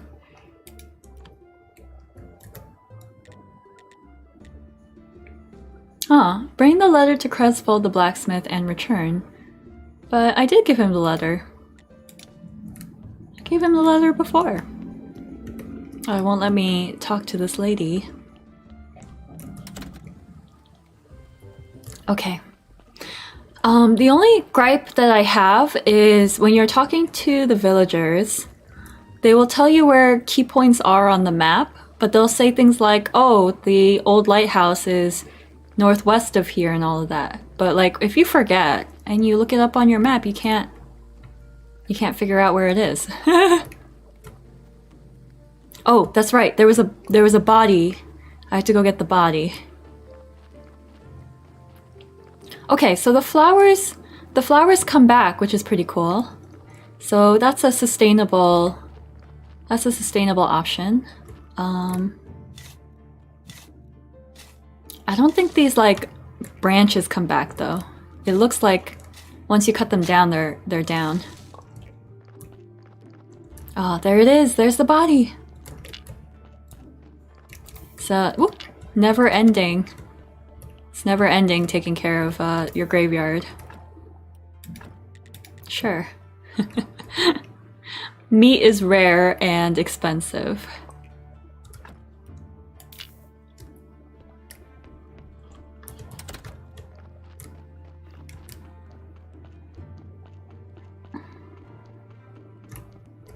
Okay, I need to make a gravesite.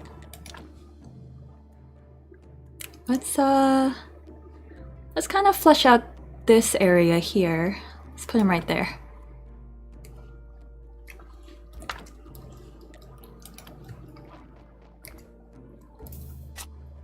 Just throw him to the side. Okay.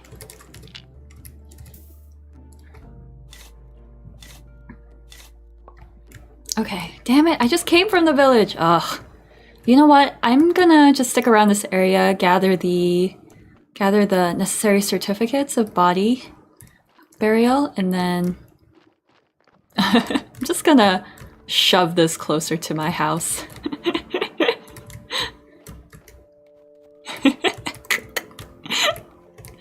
Move it up here so I don't have to go all the way down there to pick it up. Alright, I'm gonna just leave it by the wayside.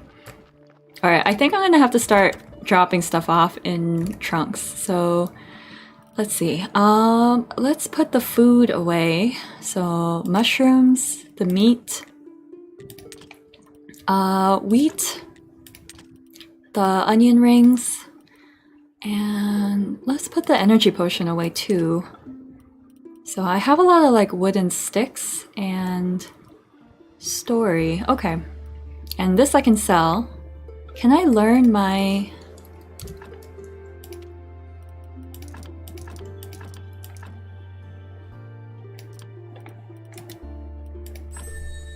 Oh, I can create baked mushrooms and baked apples. Cool.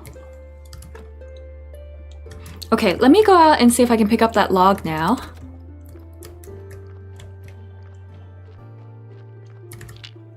Oh, I have to carry it. Okay.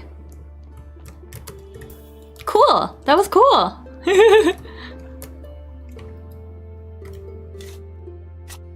That's awesome. I'm going to clear out this area a little bit, which is a little bit boring to watch, I will admit. But I also want to make sure that the area is optimized for whatever future missions I have. What a hard... Oh, I need a new technology for that. Oh, I can't get to this one rock over here. Okay.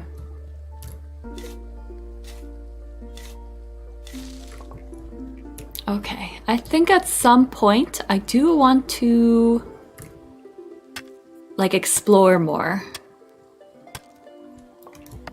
Oh, I can cut down the trees now. Damn.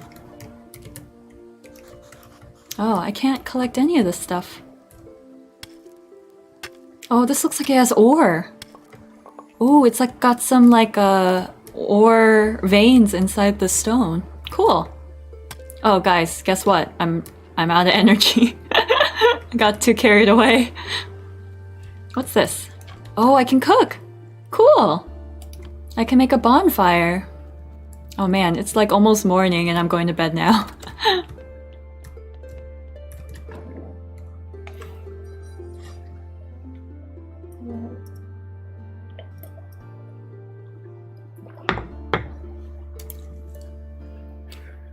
He's gonna wake up midday. Sounds like my Sunday. I'm so refreshed. I'm glad you feel better. Okay. So, let me see. Okay. So that's Witch Hill up there. There's a path that goes above my graveyard. I haven't really explored the south very much. And then there's a path to the east as well as the north of the village. So I think, let me explore my area a little bit more. Because the path definitely went this way. Ooh, the remains of some foundation there. Alright, where does this go? What is that? Oh, it's a beehive! There's a beehive in that tree. Ooh, blocked off, huh? Okay, I need more stuff to break that open. Guys, my territory is huge! I can make an apiary! There's so much to do. His land is ginormous.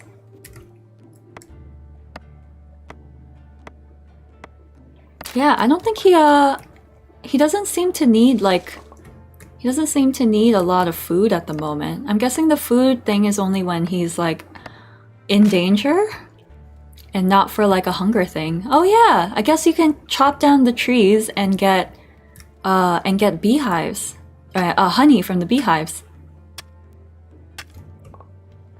Always good to have some stone. I don't know where to get the peat though. Does anyone play this game?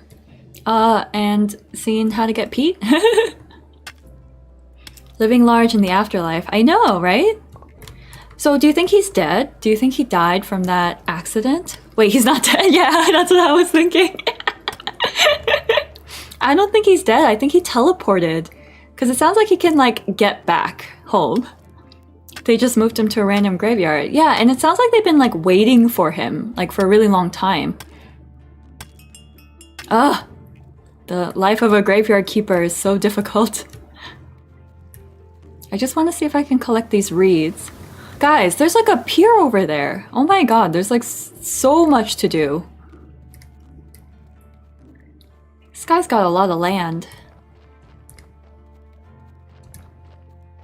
He's got so much land. Alright. Let me grab that body while it's still fresh. No, pick him up. Extract your pound of flesh. I like that he's maybe in Ohio now, making no attempt to go home. I know, right? If they just teleported him to some random life and random job. He's like, but my wife! I need to get home to my wife. And they're like, no, you gotta build a successful graveyard first.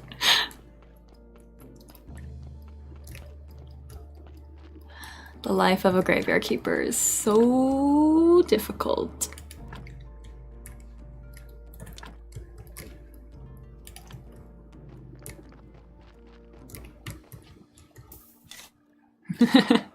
You go over there. Gotta do the digging. enter into the graveyard. Okay, so I'm only at -15 now for the quality of my graveyard, which is pretty good. It's much better than it was before, but still in the negatives, which is something not to be proud of.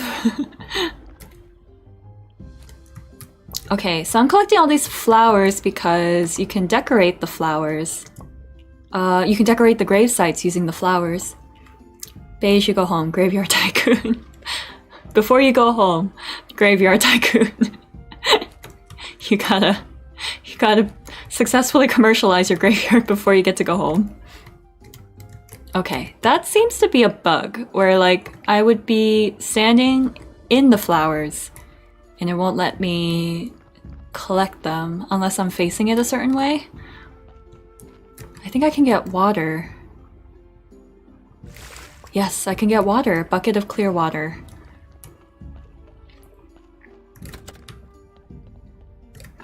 Okay, I'm gonna put away mushrooms. I'm gonna put away my pound of flesh, which is really weird to say.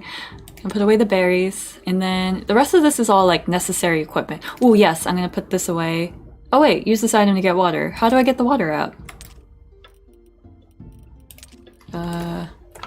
Oops, that's not the button.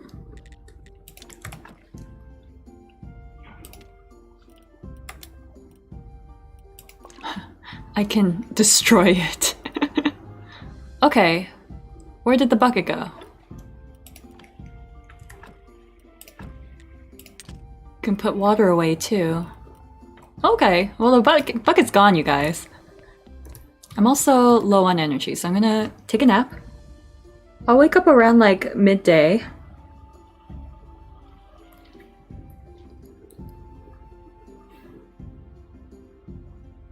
There's a lot of church symbology in this.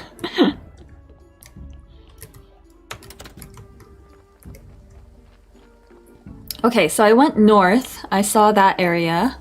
What is this supposed to be? The garden. Property and forfeiture. For commercial use, contact the tavern owner. Oh. I need to claim... Okay.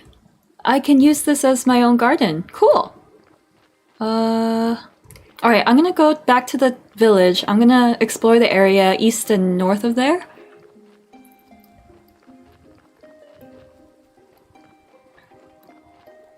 Oh, that's right. The bishop is supposed to visit today, I think.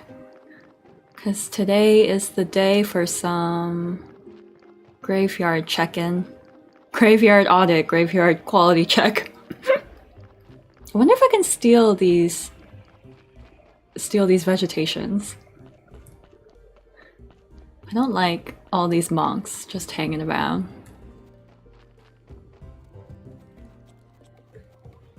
I didn't like that Inquisitor very much either. Oh damn! Oh damn! They got little squidgies! Little green squidgies. Fresh eggs. Yes, I could. Oh, okay. I can steal those eggs, I guess, if I wanted to. How do I equip? There we go. That's what it was. All right, let's battle some squidges. It's just Okay, they took a little bit of my health, but it's not too bad. Oh, who's this guy? This guy must be crazy. You think I'm crazy? No, I don't think that, you liar. I'm just trying to stay positive. And I know what truly matters. What? Do you think he can understand? No, Dig, he won't, because he can't see. Okay, then I'll tell him a sweet lie. The only things that matter are peace and herbs and nice sweet things. Sweet like honey. Bring me some honey and I'll teach you how to make a cake. Oh, cake is the best. Oh, cool. We did see some honey earlier. He seems to be, like, extracting something here.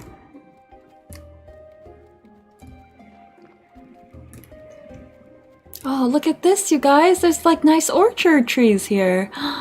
Can I just pick up these apples?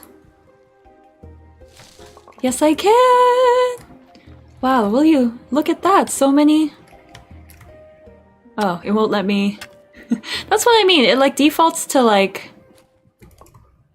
It like somehow defaults to the thing that you don't want to do. Aw, man, now I have to carry this all the way back. I'll do that later.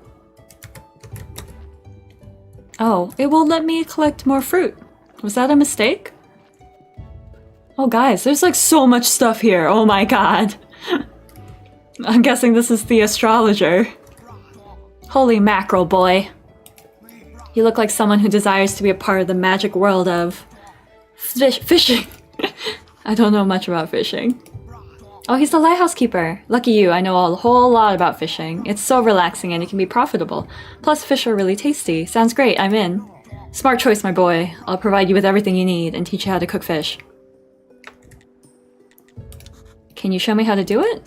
You can always just grill it, but personally I like to slice it and fry the slices in oil. Dude, you the man. You just pop the fish sticks in your mouth. Yes. Look, you guys, I know how to cook fish now.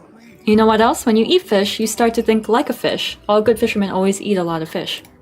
Is that how it goes? Do you have a rod you can give me? That I do, my boy. I have an old one, but I'm not just gonna hand it over as a gift. I'm going to ask you to bring me some moths. Oh my god. They're good as bait, but you can only catch them at night, and I can hardly make out anything when it's dark. Oh, I have to go catch moths now? Alright. And also, a new body just appeared.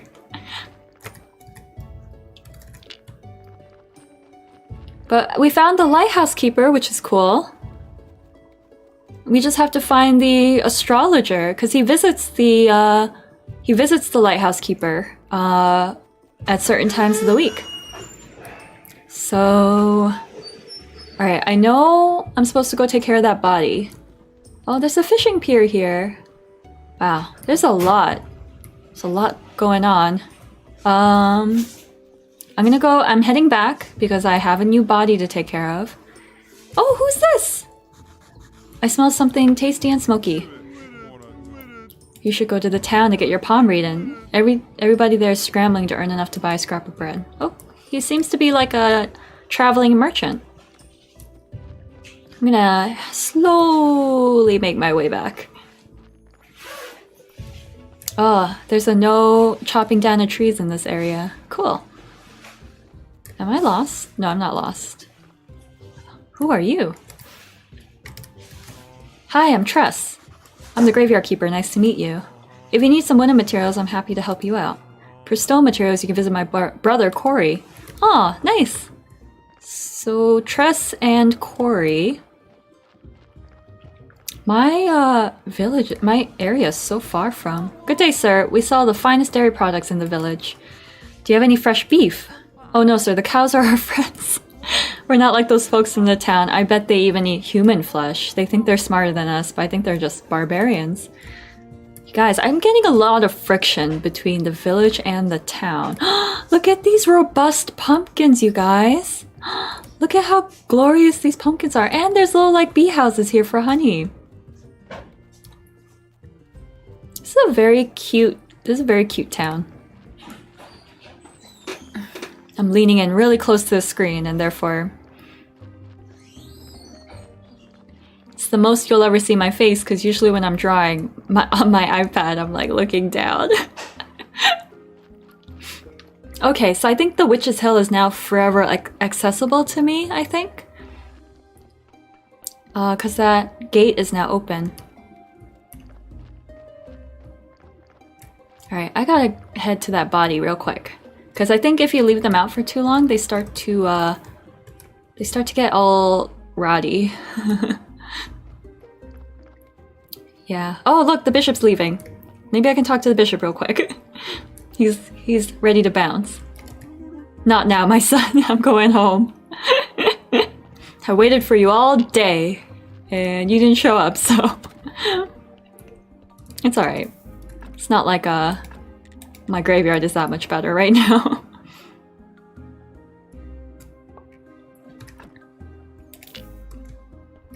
So I'm guessing that the town is pretty, like, whatever in terms of quality. So you can sell bodies there.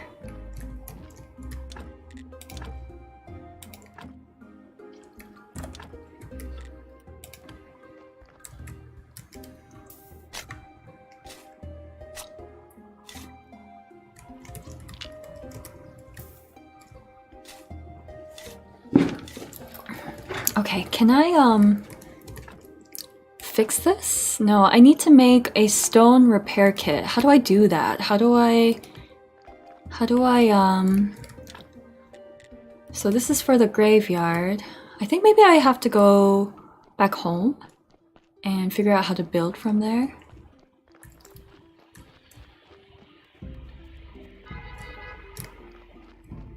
Okay, I know that's not it.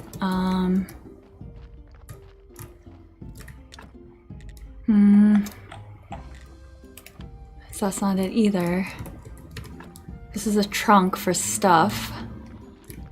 Okay, and I can craft things here, but I've got timber, stone, marble, a piece of stone. So I guess stones are bigger than the pieces. I'm gonna put some of the food away. And I say food when it comes to the human flesh. Green jelly. Oh, I have burial certificates now. So... Household utensil rack, Bridge of the Dead, Red Eye, Bishop's Choice, Inquisitor's Joy, Miss Charm Monroe, Donkeys of the World Unite. What is this? Is this quests? Cooking table, cupboard. How do I make like the tool stuff though? That's right, technologies.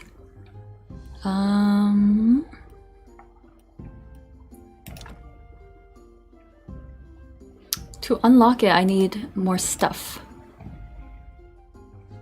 So these are for technologies. Anatomy and alchemy, theology, book writing, farming and nature, smithing.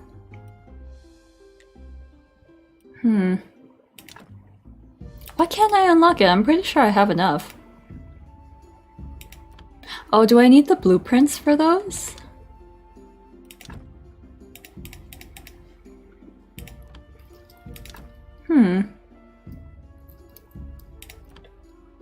I'm not sure why I can't unlock those. And then cooking. Oh, there's not a ton of recipes out there, but...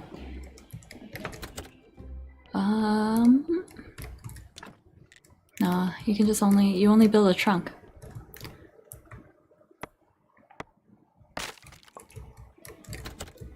I'm not gonna go to sleep now. I got things to figure out.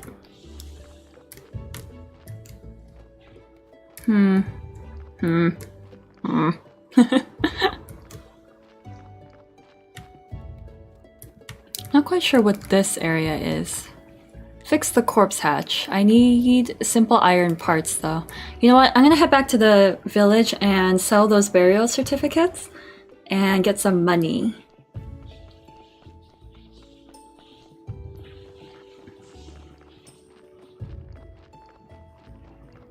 I need to figure out how to up the quality of my graveyard. Because I've been repairing stuff, but I haven't been able to make any more materials, so... Okay, I'm back. Actually, let me take a look at that map, because...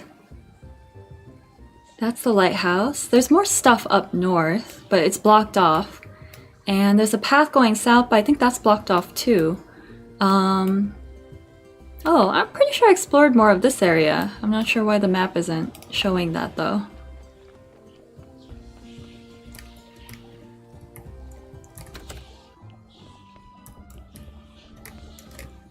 I'm gonna sell these. All three.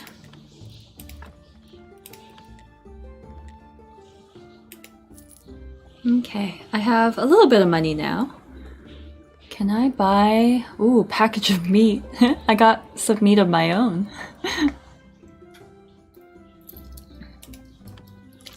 Okay, ask about the garden. Can you tell me anything about the garden near the graveyard? The garden, it was seized by the merchant to cover someone's debts. I can't find anybody who will make any use of it. I can give you permission to use the garden. Who else would agree to grow crops near the graveyard? Ooh. Sounds great. Good, but you still need to talk to the merchant. It's his property. It's not exactly proper to give you permission without his approval, but it would be fine if you promise to settle the details with him later. Sure, I'll talk to him. Who's the merchant, though? He comes to trade with the locals every symbol that is. He owns the barn just south of the tavern. Let me see if I can talk to Miss Charm again. It's you again. Be confident. I can't use it! Alright, I'm gonna leave. This guy's always gambling and not having any good luck. Okay, so the next day is when that guy will come by. Okay. When the merchant will come by. He's probably gonna give me some deal that isn't actually beneficial.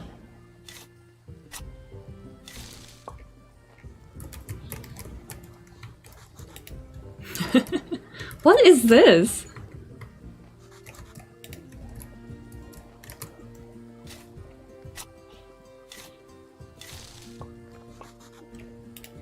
I guess I can't really clear this area. And it won't let me steal vegetation. Damn it. Alright, let me talk to this guy. I need... Oh, wait. Damn it. I left that stuff. I left that stuff back home. Damn it.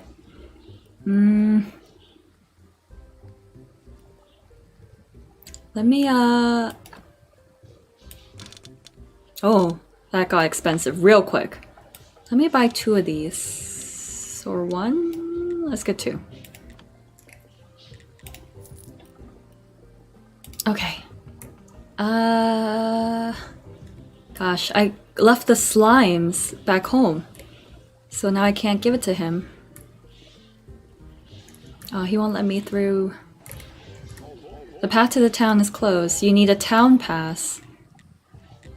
There's so many rules! So many rules, you guys. Won't let me do anything. I just need to like pay the right people all the time. What do you have? Ceramic bowls. Ah, they do pottery. Oh, damn! I can't leave! I have to go the right way each time. Okay, I think that'll be a good like stopping point, right? When the merchant comes into town. Once the merchant comes in, I will be able to come back to the village and chat with him about my own property. Because that's what happened, right? He stole my land. He sold it to pay off someone else's debts.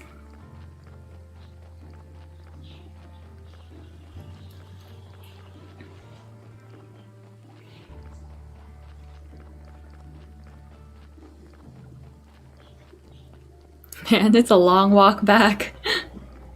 Alright, let's see. Claim property. Build. Empty garden bed. Cool.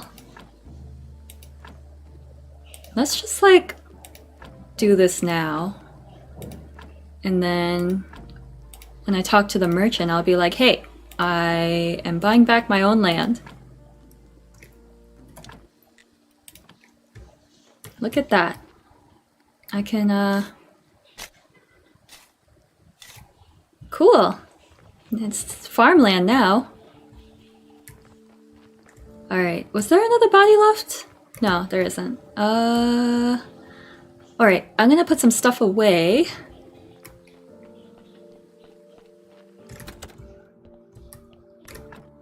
Let's see. I needed the slimes. And I have all this stuff.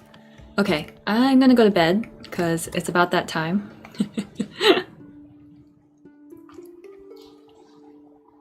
Night's passing. Sweet. Okay, I slept at the right time. I'm so refreshed.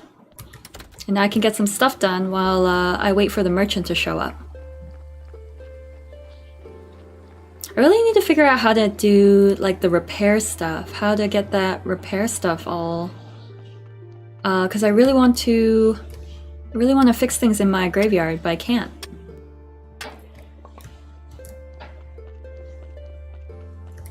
Dun, dun, dun, dun. It won't let me get to... There we go. Yeah, grab that stuff. Grab the resources.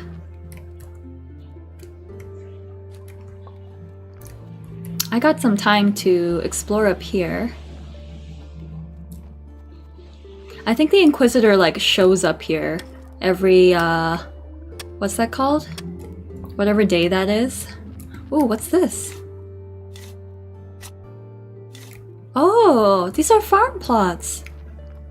Oh, you can farm stuff there. Huh. There's a lot going on. Okay, let's keep going up and see what's here. That looks closed off. Ooh, an abandoned house. Oh my god, there's like so much stuff. And there's a... Huh! I can repair it if I wanted to. Sure, why not? It's what I'm good at. That's my profession.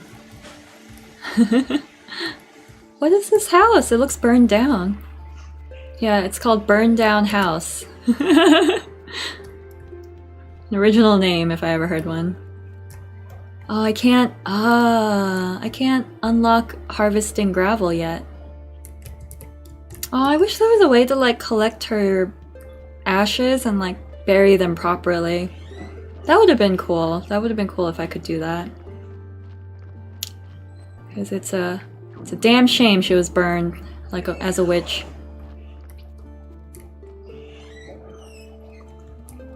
Alright, let's go see this merchant guy and see what's up.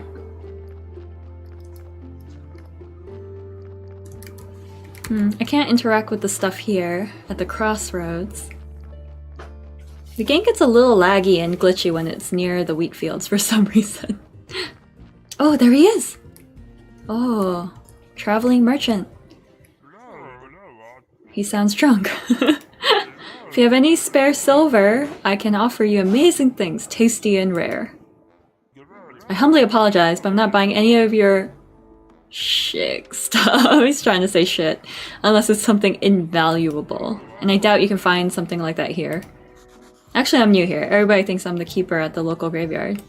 That's because you are, but I'm from another world and I need to go back. Why are you confessing to him? I understand you all too well. This world is not mine either.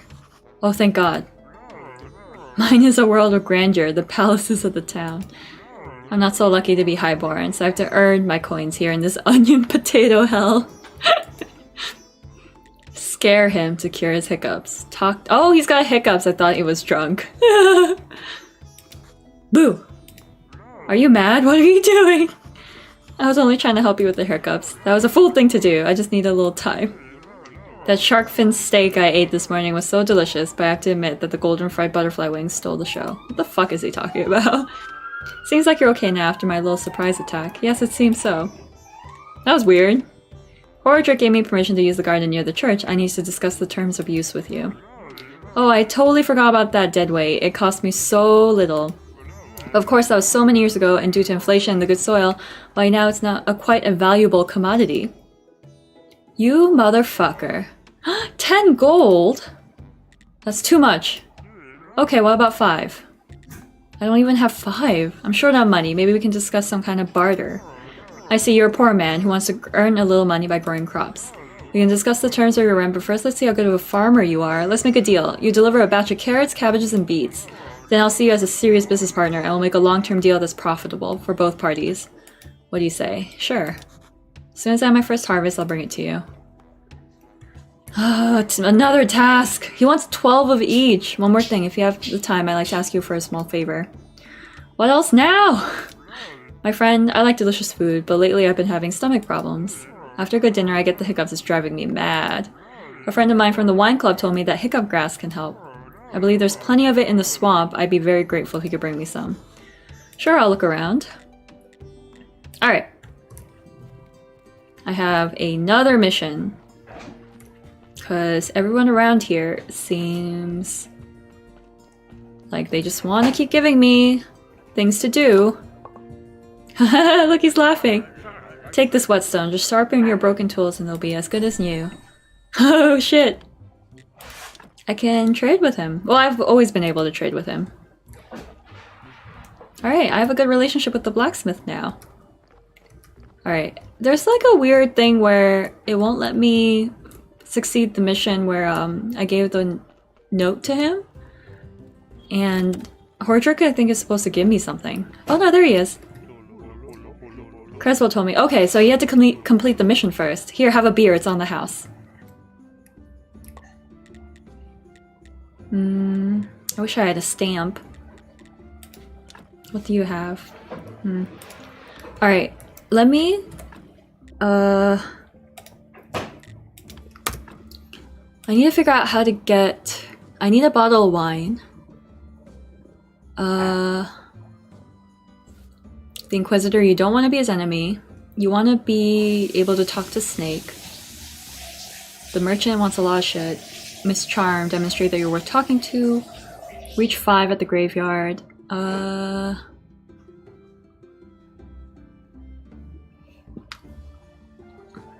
He wants moths, the lighthouse keeper.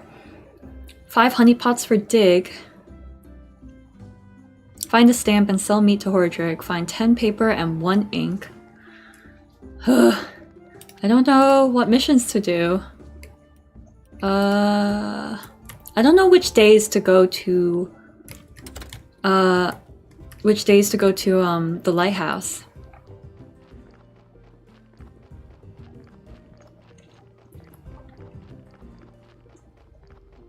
Alright, let me head back.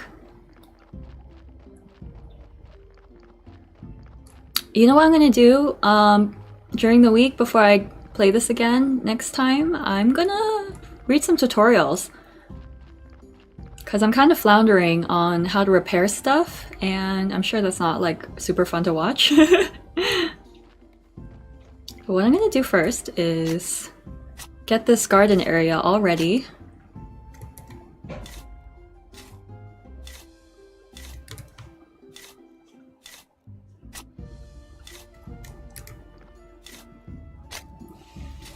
And I have to figure out how to plant seeds.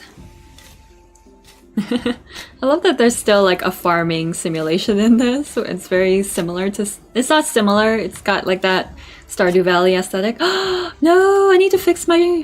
I don't have any seeds or fertilizer on me. Okay, that's good to know though. Let's see. Can I repair my stuff? Sure.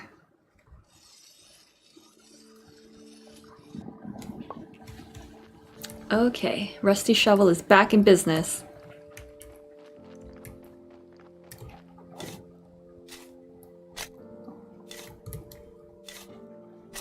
Shovel's been through a lot. It's getting into like dusk now, so I think I'm gonna finish up with this.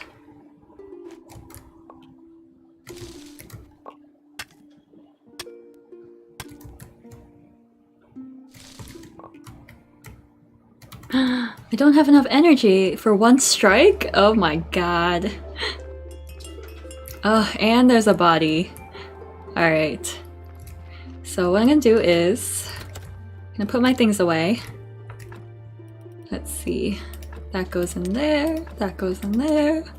I've got like a lot of resources. Let's start to put these things away, because I think it's taking up a lot of room.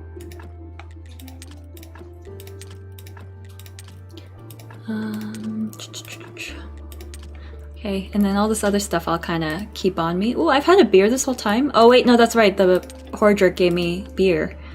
Let's go take care of that. Oh, I can't. I don't have any energy. Let's sleep for a little bit.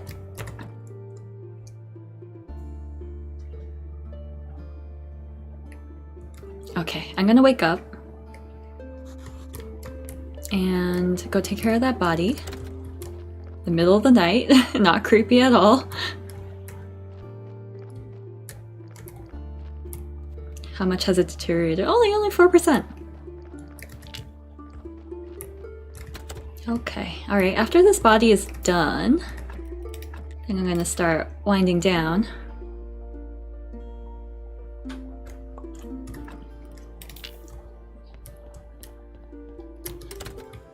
Yeah, I think I'm gonna definitely read some tutorials on this and just kind of figure out best way to proceed, because there's a lot of stuff to do. Alright, let's start to flesh out these areas.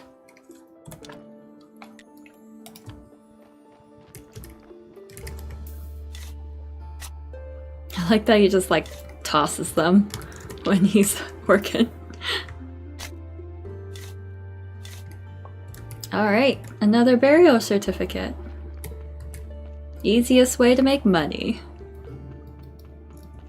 Alright, so let me go home and go to bed, because it is time for me to start signing off. Alright, let's put him to sleep. It's also like that's how you save the game too.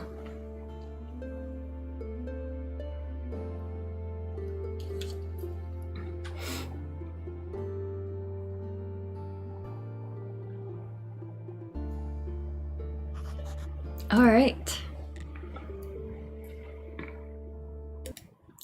Alright, you guys. So that's it for the Graveyard Keeper. I'm all done with today's stream. It was about 2 hours of art in the beginning and 2 hours of playing Graveyard Keeper, but yeah, that's gonna be the schedule for the next the rest of October. So the next 4 weeks, it'll be a similar thing where I'm going to be working on art in the beginning and then turning off to play some Graveyard Keeper afterwards. And so we'll see how far we can get in terms of our missions, because I keep forgetting where things are. And then for the art, I am finally finishing up my Animal Crossing pin designs, and those are almost all done, as you guys can see from my progress today. And I will be working on some Nightmare Before Christmas ideas for my next few streams. So yeah, thanks everyone for joining today. I'm going to be doing the same thing next week and the following week, and hopefully I'll see you guys there. So thank you all for joining me today. I'll see you at the next stream. Bye!